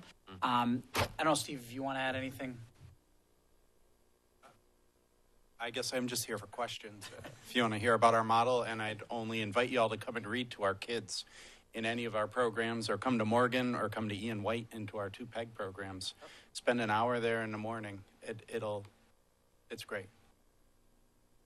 Sorry, I don't mean Sure. to take up so much time, but it'd be great to have some outreach to parents, especially with the school day starting early enough where a parent could get to work for 9 o'clock, maybe read in the morning. Like, I'd like to do that, and I've heard some other parents talk about that, and so it'd be great to have some kind of outreach to parents, no matter if you have kids in the school or not. I don't have any kids in the school anymore, but I would love to do that. Great. Yeah, and our day starts at 7 a.m., so folks can, in fact, get to work when their work starts. Not all shifts start at 9 a.m., unfortunately. Right. So, yeah. So what is the plan, and this is more for Steve, is PEG money is going away. What is the sustainability plan for those classrooms? This is what I hope to also be the sustainability, because the PEG, Stephen, you can jump in here too. We're hopeful that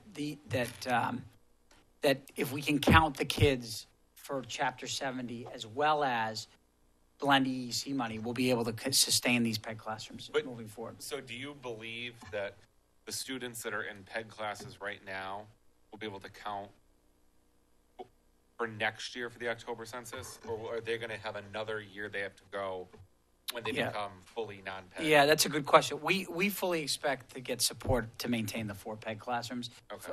I mean, that's how we're operating, Steve. I don't know if you feel differently, but... No, I mean, they're looking at it statewide as to how to do it, but Holyoke finds itself in a very unique position with the receiver and the ability to have the operator. So really, that's the wild card that allows DESE and EEC to look closer at us without opening the floodgates statewide where every other community is going to try and do the same thing. Yeah, so this is really being done because they're technically a level 5 operator. Is that how you're... That's technically how we're doing it.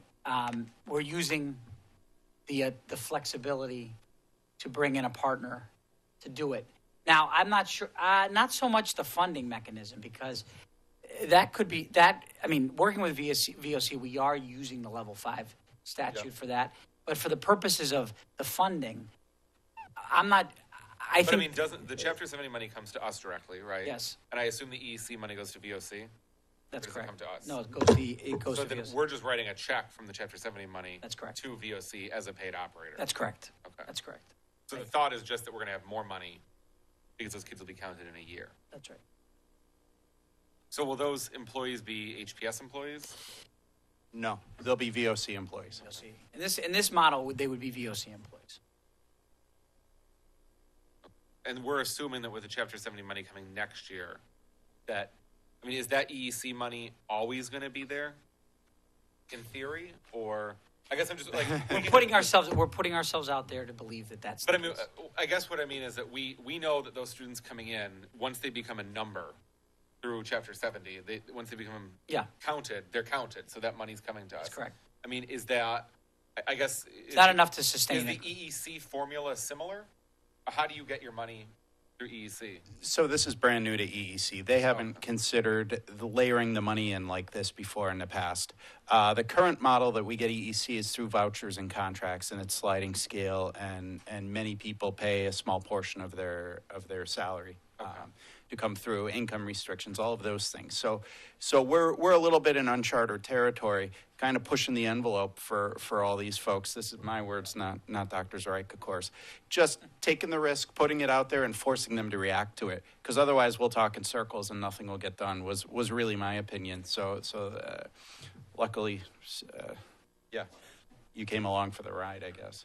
But we just want to open up the classrooms and then see what happens and make them make a decision to shut us down, rather than, it's easier to sell to keep this rolling rather than to say, no, we can't do that. And it's really hard to shut down. Yeah, it's hard. Once we get this momentum going, we feel it'll be harder for them to put the brakes on it and find excuses for it not to go further. Maybe the hope is they'll become a partner to help us find solutions rather than problems. That's right. How much money are they giving us for the expansion grant? Well, they're funding us with a seed grant of DESI's giving us $100,000, and then VOC and PEG, some of the PEG money through EEC is going to fund the other $35,000 that we need to start. I would say this is really, there is no other community doing this. We know we've got a lot of support from advocacy. Strategies for Children has done a lot of work around advocating for universal pre-K, but this is a chance for us to be the first to do something. Again, no other community in the state right now has universal pre-K, and we're going to push as hard as we can to be the first. And I do appreciate VOC. I don't know who's right. I'm not sure if I'm along on your ride or you're on my ride, but we're on a ride to try to get this done. And there's been a lot of red tape to be able to get to this point, but we think it's a victory to just have this one classroom. Any other questions? Thank you. Thank you. Thank you. I'm going to ask Cynthia Carboni to come up. Thank you for your patience. And I know, Mildred, you had asked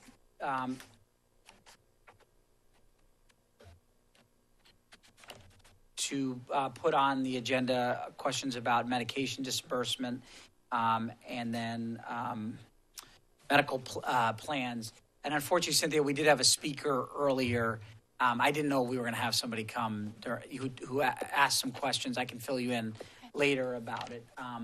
But I didn't know if you had some questions. You all have information in your packet of what the school committee policy is, and then what around distribution of administering medicines to students. And then there's a copy of letters that we send to families to get their consent on a medication order. And then we did share the state law around medication orders that is also in your packet. And it's all after the school building presentation? Yes. Since there's no page number. I know.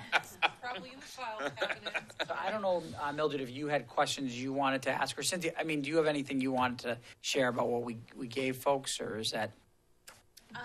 Just that since about, it was May, June of 2017, the letter, it was when I had started here in the district in my position, the cover letter went out indicating to parents what our expectations were around medication administration.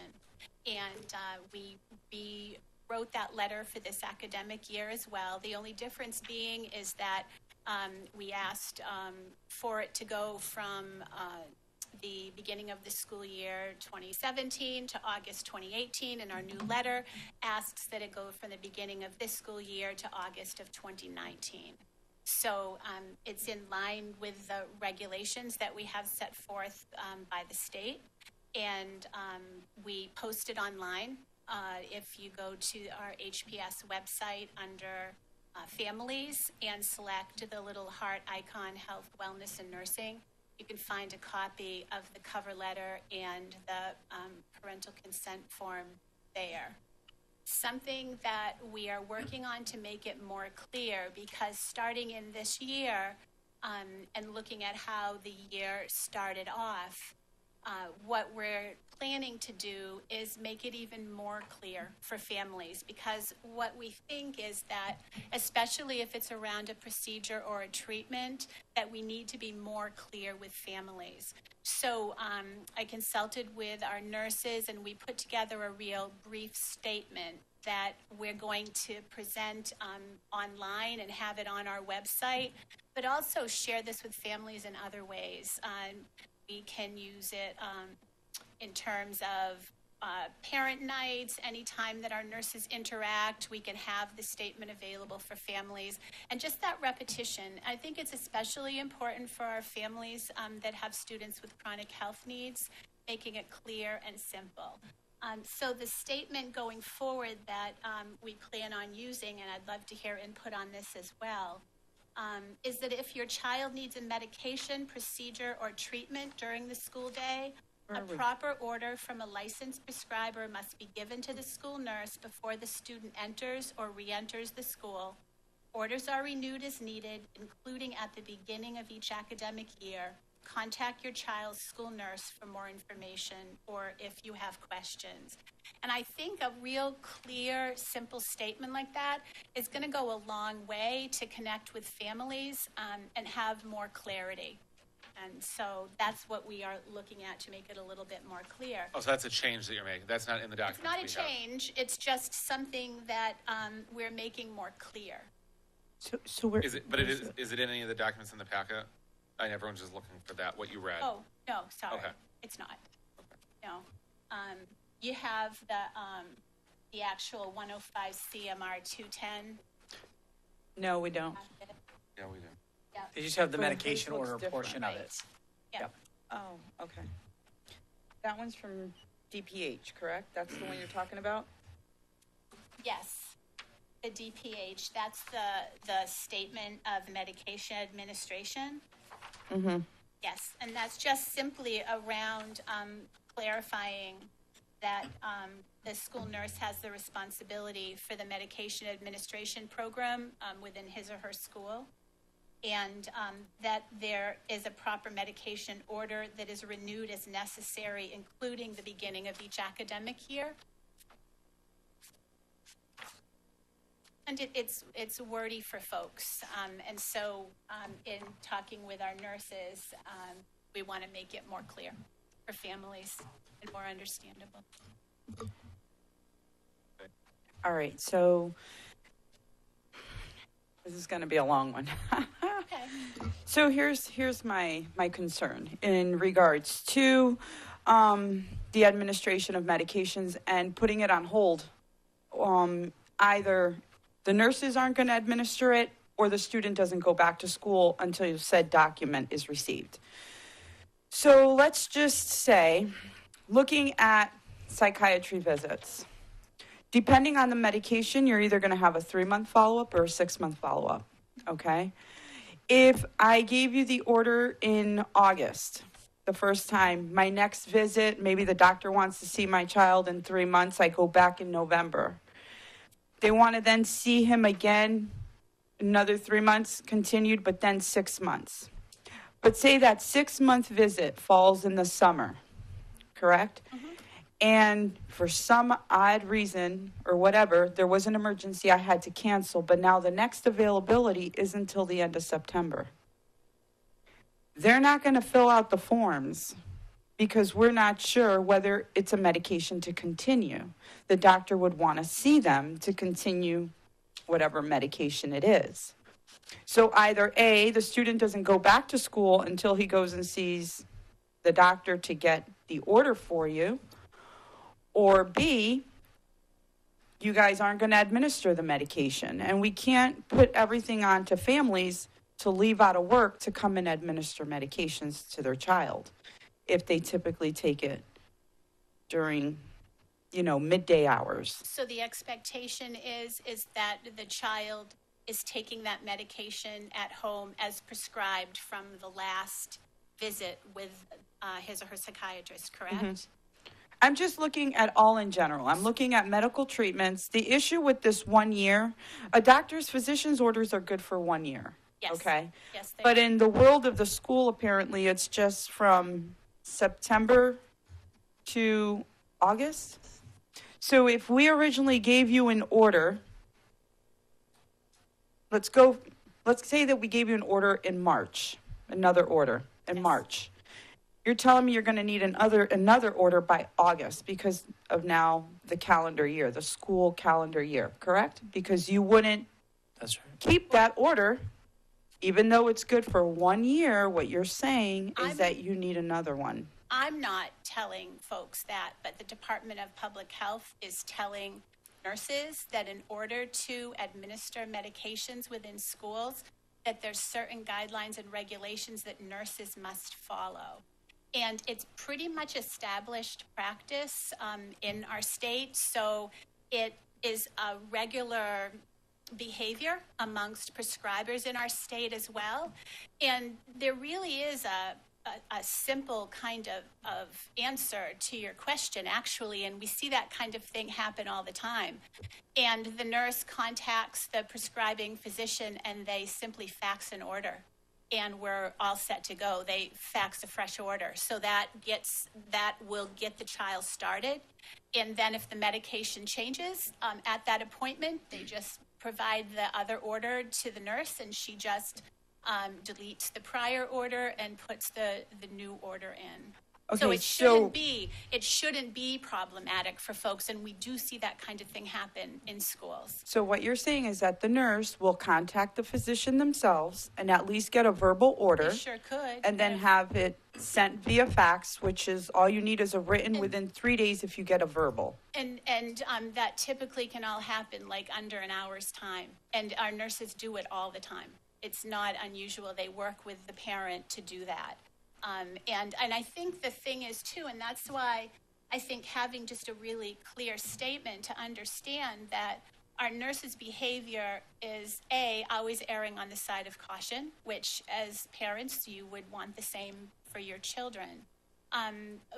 But they must follow certain guidelines and regulations that the state sets forward. They must. It's part of their license. And so unless we have a current order, the nurse is just simply, it would not be legal for him or her to do that treatment or procedure or medication. Okay, so then. Can I ask a quick question? Just, and maybe it's to you. I guess I'm a little confused. I'm wondering, I know you wanted to review this on the agenda, but was there some change or something that sparked this? Because I don't know if I completely follow the, we should always be looking A at student policies, wasn't but I don't provided know a if medical treatment, which could then put the student at risk. But was it because something wasn't, like, did we change some sort of course of action from this new school year, from other school? I guess I don't. Well, now that you have new nurses, if I'm not mistaken, you have new staff. We do have new staff. So I'm going to tell you right now, you talked about a letter that you sent out. I personally did not receive one the previous school year, and my child did receive medications in school. So to say that you had sent out a new letter letting families know, I personally did not receive one, but I wouldn't be getting one this year because my child's no longer, he went to out-of-district placement. Okay, so that one I'm going to clarify for you. Okay. Number 2 is, so the practices the way that they were before, as long as parents brought it in by their next scheduled visit, as long as you told the nurse, hey, I have a visit with the doctor, it's not until the end of September, they'd be like, okay, no problem, because I still have the first order from before. Is it still the same? And it stayed the same. But now things are more different. You guys are actually going the way that you should be doing it, right? That's what you're saying. Yes. So then it's all about really educating the families beforehand, like way beforehand. And if it's sending a letter, a lot of times families don't even get the letter because I personally did not get one. But it also, just to let everybody know that it places students at risk, because if that nurse denies or refuses to provide a treatment or to provide a medication, at the same time, you're also looking at placing the child at risk. Either they stay home and now we're looking at chronic absenteeism at the end of the day when they're missing so many days till their next appointment, or they go to school and then you risk something happening. So I think we need to really start looking at overall, like the whole policy, and even if it means DPH and putting, as we did resolutions for other things, like see if these are things that can be changed along the ways. We have to be more flexible. I mean, to me personally, if a doctor's order was written in May, it's good for one whole year. So May 2018 would carry me till May 2019.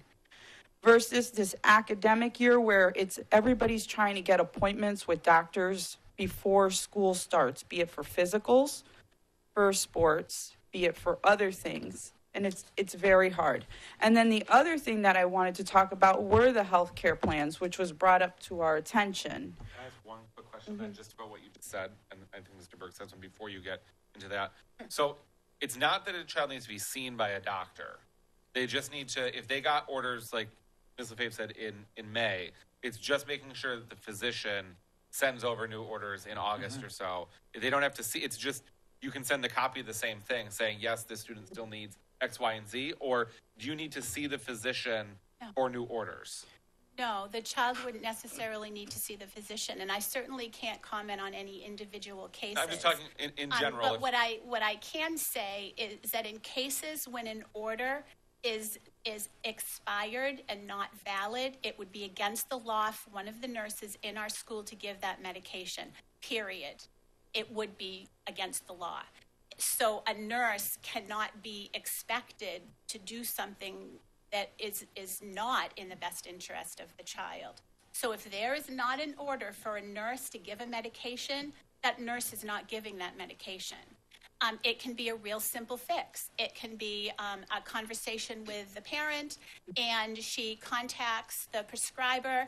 The prescriber gives a verbal, sends a fax. We do it all the time, usually within an hour. It's set. Or the parent could choose to give that medication, is another option, or a family member can come in and give it until the order is correct. So I think what would benefit everyone with this is a clear statement. And that's why we put together a very simple, clear statement to make sure that everyone understands what the expectations are. If we do not have a valid order, our nurses will not give a medication or a treatment or a procedure, because that would be illegal. And they would lose their license if they did that. They cannot do that, period. We do it the right way, best practice, and it's in the best interest of the child. Mr. Burks? Yeah, we were talking about regular behavior before too, and I don't know regular behavior in the state, but I know here, regular behavior was treating each child uniquely to their situation and as individuals. I understand the importance of having the orders in place, but a healthcare plan is an entirely different thing than an order. A healthcare plan is where both the parents educate the nurses, and the nurses can help educate parents as well in making this plan for individual students. Not every student that has a trach may care for their trach the same exact way, so the parents and nurses need to create those healthcare plans, which are very important for students receiving, to have special needs, to continue receiving an appropriate education like they're supposed to.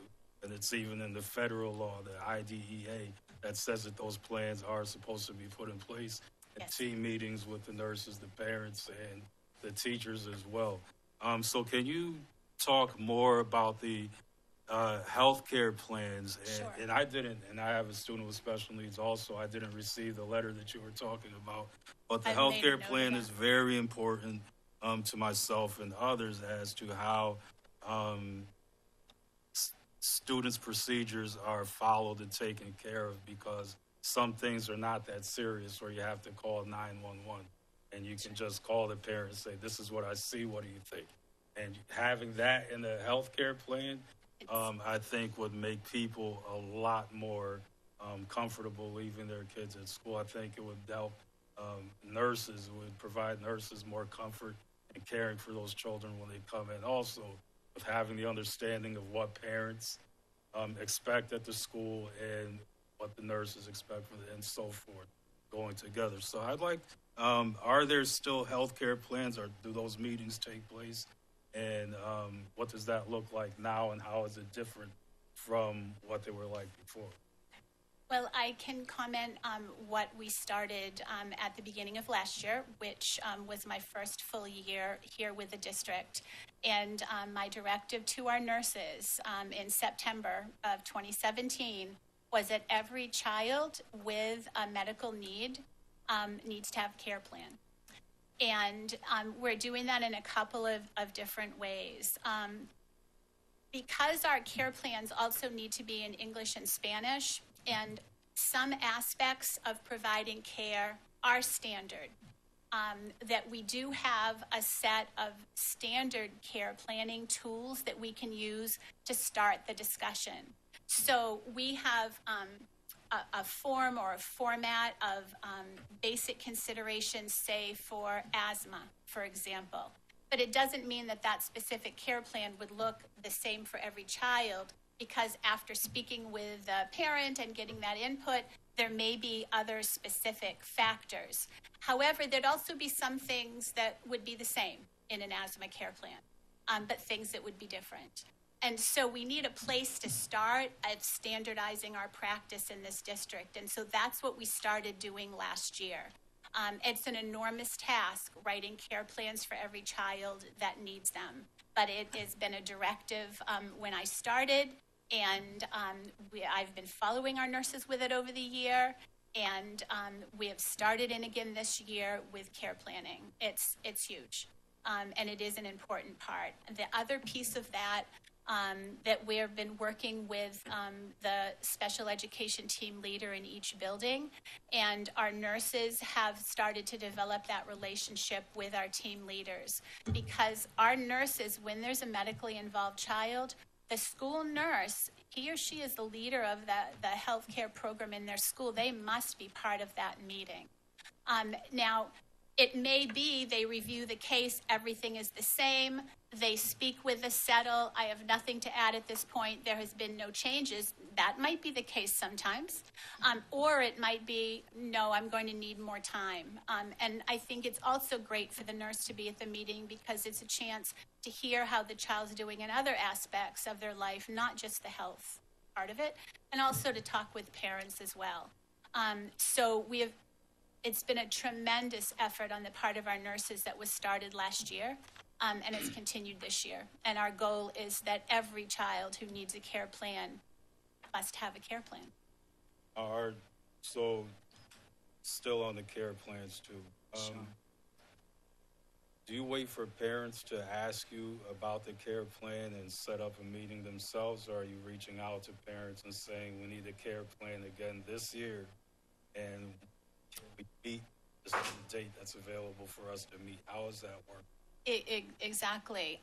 What our nurses are doing now is reviewing their records. They're going through alerts and conditions that are part of the electronic documentation. And then they're going back into the file and reviewing what has been done in terms of past care planning. Some people have care plans that are in place, others do not, or others have old care plans. What I have control over is the past 12 months or so. And I can say in that 12 months of time, our nurses have been working and developing care plans for students. Are we there yet? No. We have still a long way to go to make sure that all children have care plans in their files. But that's our goal. are those the same as orders? So once you make a care plan, is that made every year as well, or just the Should be orders? reviewed every year. At the start of the school year, it should be reviewed. And at the time of the team meeting, the IEP meeting or the 504 meeting, that's a wonderful time to get in touch with the parent ahead of time, have things looked over, send it home, set up a meeting if it's good for the parent, or a phone conversation to check the status of that plan and keep it alive. A care plan should be a living document. Now, moving forward and understanding that the goal is to get everyone on the same schedule so that the orders are made from September to August, will you be setting up scheduling so that maybe parents can meet before the school year starts? Can they meet in August and September so that students are not getting to school, not having a care plan in place, not having those orders in place, so that you're asking people to come with orders? Can you set up meetings for those parents who have their orders to get the care plan in place in August before the school year starts? Is that something that you're looking at? Well, actually, yes, I have asked that there be 3 days before the start of the school year that nurses would be able to be present in their offices and attend to details such as that need to be done. Better still, just keeping up with it in real time as a child's needs change. In terms of the care plan, there are other times throughout the year as a child grows and changes and their medical condition changes that a conversation with the nurse would be really important. That relationship is really important between the school nurse, the child, and the family. And so I don't know that we should even wait until August for that. I think it's an ongoing conversation. And there's opportunities. Some families want to be very involved, and other families, maybe a telephone conversation is what they want. Others are like, I'm good, I got this, let's just leave it as it is. But those care plans should be sent home and they should be signed, and that should be an annual occurrence. So I have a question for that and maybe an idea. And I was just saying to Steve, I think about how medical records work now and how like everyone but public education does things. And I mean, if I go to the doctor's and I need a prescription for something, an order is sent to CVS. Yes. There's nothing that I touch unless it's certain prescriptions. If I need physical therapy, there's nothing I get. If I need blood work, I just show up at Holyoke Medical Center and I say, I'm here for blood work, and they do everything. Is there somewhere we can get, or in some manner, when I meet with my child's pediatrician and I say, oh, they're a student at Morgan School, that the doctor could just go into the computer and click, it's sent to the nurse? Yes. But I mean, like right then and there, like there's not even, so it's just done seamlessly. There's no faxing, there's no calling. It just becomes a. It would be faxing. But I mean, is there not some sort of health? Like, I mean, if my doctor in Chicopee can send orders to Boston, and they're different medical networks, whatever it may be, is there not some sort of health information system? I mean, I can't be coming up with the next like big Shark Tank idea. If I am, it's mine. I own it, and I'm going with it. But it would need to be like an encrypted system. Yeah. I think you're asking. Do we have that right now? No. I would love to see some conversations explored. When you think about the majority of our students are, except for maybe those who have some are really medically fragile, are probably being treated by the Holyoke Health Center, through Valley Health Systems, through Holyoke Pediatrics. I mean, that probably encompasses a lot of our students. Sure does. Some sort of conversation about that, because even to streamline the physical process, when you think like you're going to have to get these forms filled out, if everything could be streamlined into some sort of system, if there's some adaptation of it. I mean, if I can waive my rights to my doctor to send my records to place X, why can't I do the same to send it to the Holyoke Public Schools or the Chicopee Public or wherever it may be? I just think with the way that our schools are going to be transitioning, that right now we've had to worry about a student being in a building from K to 8. I mean, that student has a relationship with the nurse. The family has a relationship with the nurse. That's a 9-year relationship that you would have with that staff. Now you're going to go K to 5 in one place, 6 to 8 in another, 9 through 12 in another, and who knows what could happen in between. If there's could be some sort of continuity that we can easily get that information from prescribers, because I think like when my prescription runs out at CVS will say to me, do you want us to reach out to your physician? And I assume they just go to the computer and hit click and some alert goes to the physician. They're not calling, and there's no faxing. Well, they're faxing. They actually do a lot of faxing, pharmacies. Okay, but I know there's a lot of it's not someone at a fax machine. It's a fax line then that's coming in on, because my doctor doesn't stand at a fax machine and fax over things. There's some sort of electronic information sharing that's going on. Mm-hmm. And as we are exploring different technology and what we're doing, I'm hoping, especially, this is something that I'm sure that Valley Health, which owns Holyoke Medical Center, or is the parent of it, would love to say, like, look at one of these collaborations to make student health better. Oh, and we do have those conversations all the time. Like, as an example would be Holyoke Health Center reaching out about their asthma action plan and asking us to look at it and identify, is this everything that you need does it encompass everything you need for it to be an order for an asthma inhaler, for example, because this is our form. And so then I'm able to say, well, we need these items. And then they're able to look back at their form and see, do we have all of that? Or do we need to add something to make it not just an action plan, but also the actual prescription. So we are working really closely on direct numbers so that our nurse can call the back room. She doesn't have to sit on hold. Yeah, I guess those kinds of things. And I see what you're saying. We're not there yet with like an encrypted fancy and I know system. that, we have the parents, and I will use Mildred and Dennis because they both gave some examples and they talked about having children that have at times had these types of plans. Sure. But you also talk about in the policy these students who, I could have a student that is there and just on tomorrow, something happens on this plan. As a parent, I don't know all these things. So if we had this connection and I'm at Holyoke Health Center and they say, do you want us to send this, and this to the school nurse? You still need to check in with them, but it'll be sitting there waiting through this portal, through this something tomorrow morning. So when you call them, they're going to have it. Yeah. I just think could get rid of some of this craziness. It could even go to the point where parents could do this, log into a portal. Like, I can log into my medical record and see everything. They could log into a portal, say, check, I'm the parent, I consent to this, check, I do this, check, I do this. And medically, we take electronic signatures. It's not... Yeah, yeah. There has to be some sort of next step, and I feel like we're probably working with a computer and some files, right? Because here's the plan that we were... these are all paper, I assume, right?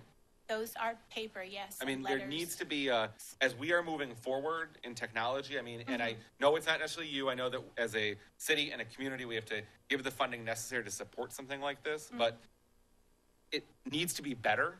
And I think that the world, medical information technology is way above everything else. So there has to be something that can help the 5,500 students at the Holyoke Public Schools.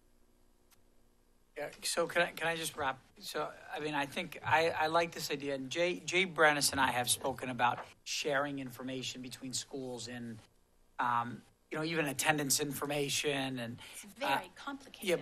Yeah, but he's very motivated by that. And most of our students go to Holyoke Health Center. So I think it is really worth exploring. I really like the idea, and you might just be a Shark Tank. Yeah, I'll push. I think it's in all seriousness, I do think it's a place we need to go. So, if you can help push that with Jay, because I know very much. Jay and I have talked about this for 2 years. It would be good to put some, even a pilot in action there. I do, Cynthia and I will sit down and talk about some of these. I think communication is important. It's clear, the more we can communicate with families. I will say Cynthia's done a really good job of enforcing policies that maybe haven't always been enforced. But with that, it's how do we communicate with families about changes to those policies? I do have questions in general about do these laws and these expectations apply to non-medication, which is a question that our public speaker asked. Do the rules here talk about medication? Does it apply to non-medical procedures as well? Medical treatment. Is that the correct term? Medical procedures. Medical procedures. I recently, this past week, had a discussion, and yes, we have to make sure that we are following specific guidelines for our medical treatment. So those guidelines do follow for medical Excuse procedures. me, we had our statewide meeting earlier this week, and I had that very discussion at our table, and that was the information that I had gotten back on that. And then the third thing I heard was about care plans and questions about the individualization of care plans and how those are written.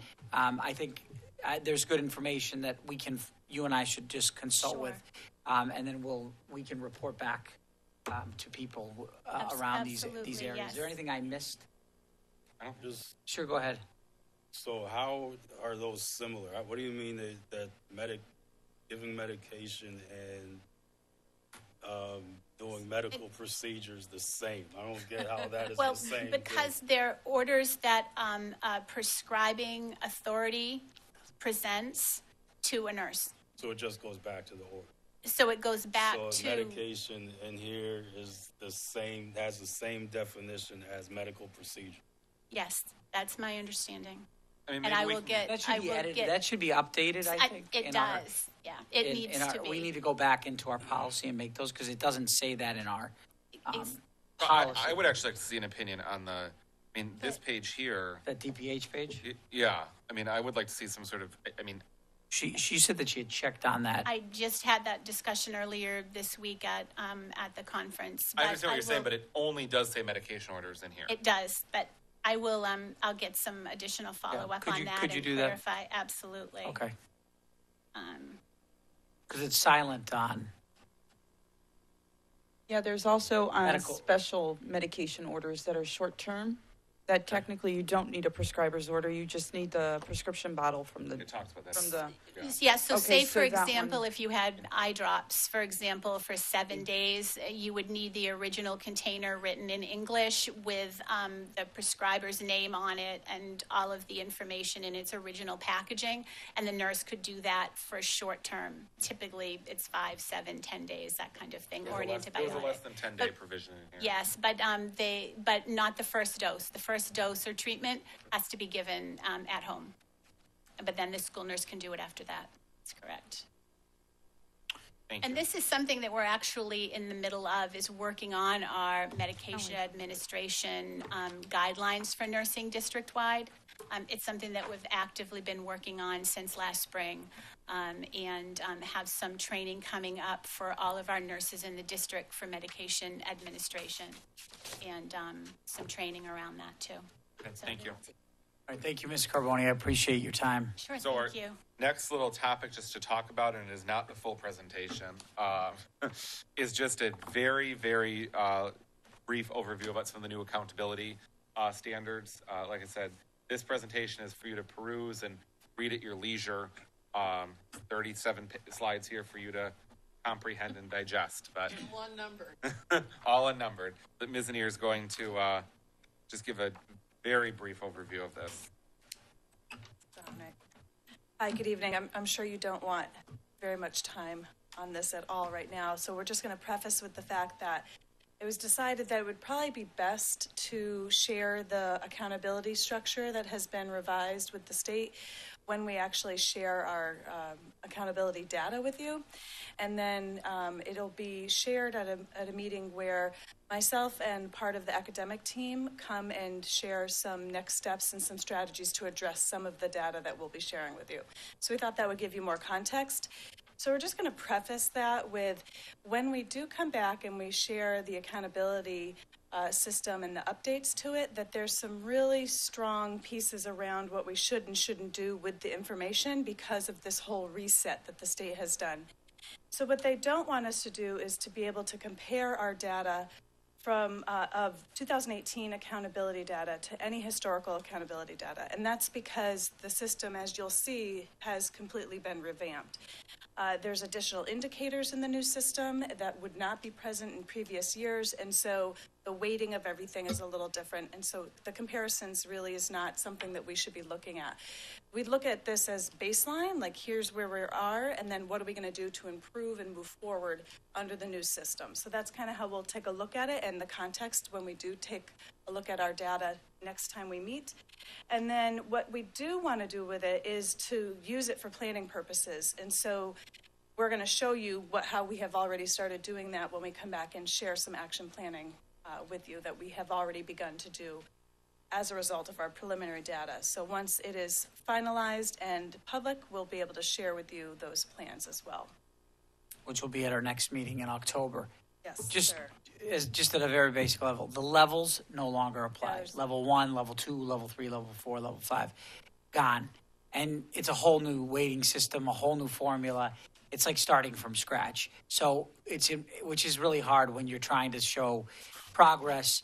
Yeah, I mean, it's a little frustrating because it's a whole different system. That being said, we're going to be able to show where we think we've made progress and where we don't think we've made progress, which when we present. But I just want to prepare people. It's going to be really confusing to people because it is a whole. I'm going to be completely honest.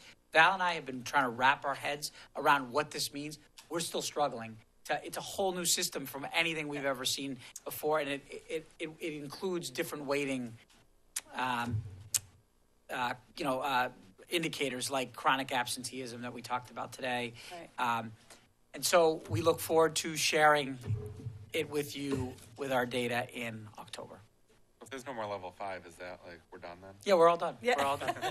You can leave. We're all done. There'll be a new set You're all of set. terms. Oh yeah, see you later. This is Steve's last meeting. But that's a good segue into saying the commissioner will be here on October 3rd at Morgan School. You have an invite in your packet. There will be a reception. School committee members will be invited at 5:30 to 6:30. And then it will be an open conversation. It's really about the state of Latino education in Massachusetts. There's a series of 3 different forums around the state. We're hosting one. We asked to host one at Morgan School, but it is open to the public from 6:30 to 8:30 on the 3rd. Yes. Yeah, it's in your packet, but it's October 3rd. Yeah. It's on the news. Yeah.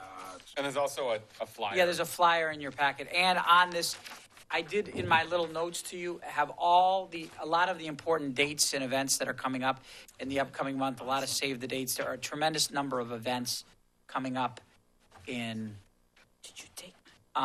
This is the school committee updates. It's the paper we passed around. Okay, there's another one there. And I would just call your attention to the back page that has all the open house dates. And it also includes the new hires that Val has made for her teaching and learning team. And finally, Miss Athis is back again working at Sullivan School as a assistant principal because they had avoided assistant principal. So she started today. So many of you know Miss Athis from her work over the last few years. So she will be there. She was there today. I'm all done. Perfect. All right. Okay. Oh, you got somebody over here. Yeah. So just to clarify, so the Ward 1 yes, meeting sorry. is canceled, as well as the Ward 2 meeting next month because it's in combination to this October 3rd meeting. That's correct. Okay. Yes. It is for everybody, but since it's going to be in Ward 2, Okay. let's invite, please, let's try to invite as many people.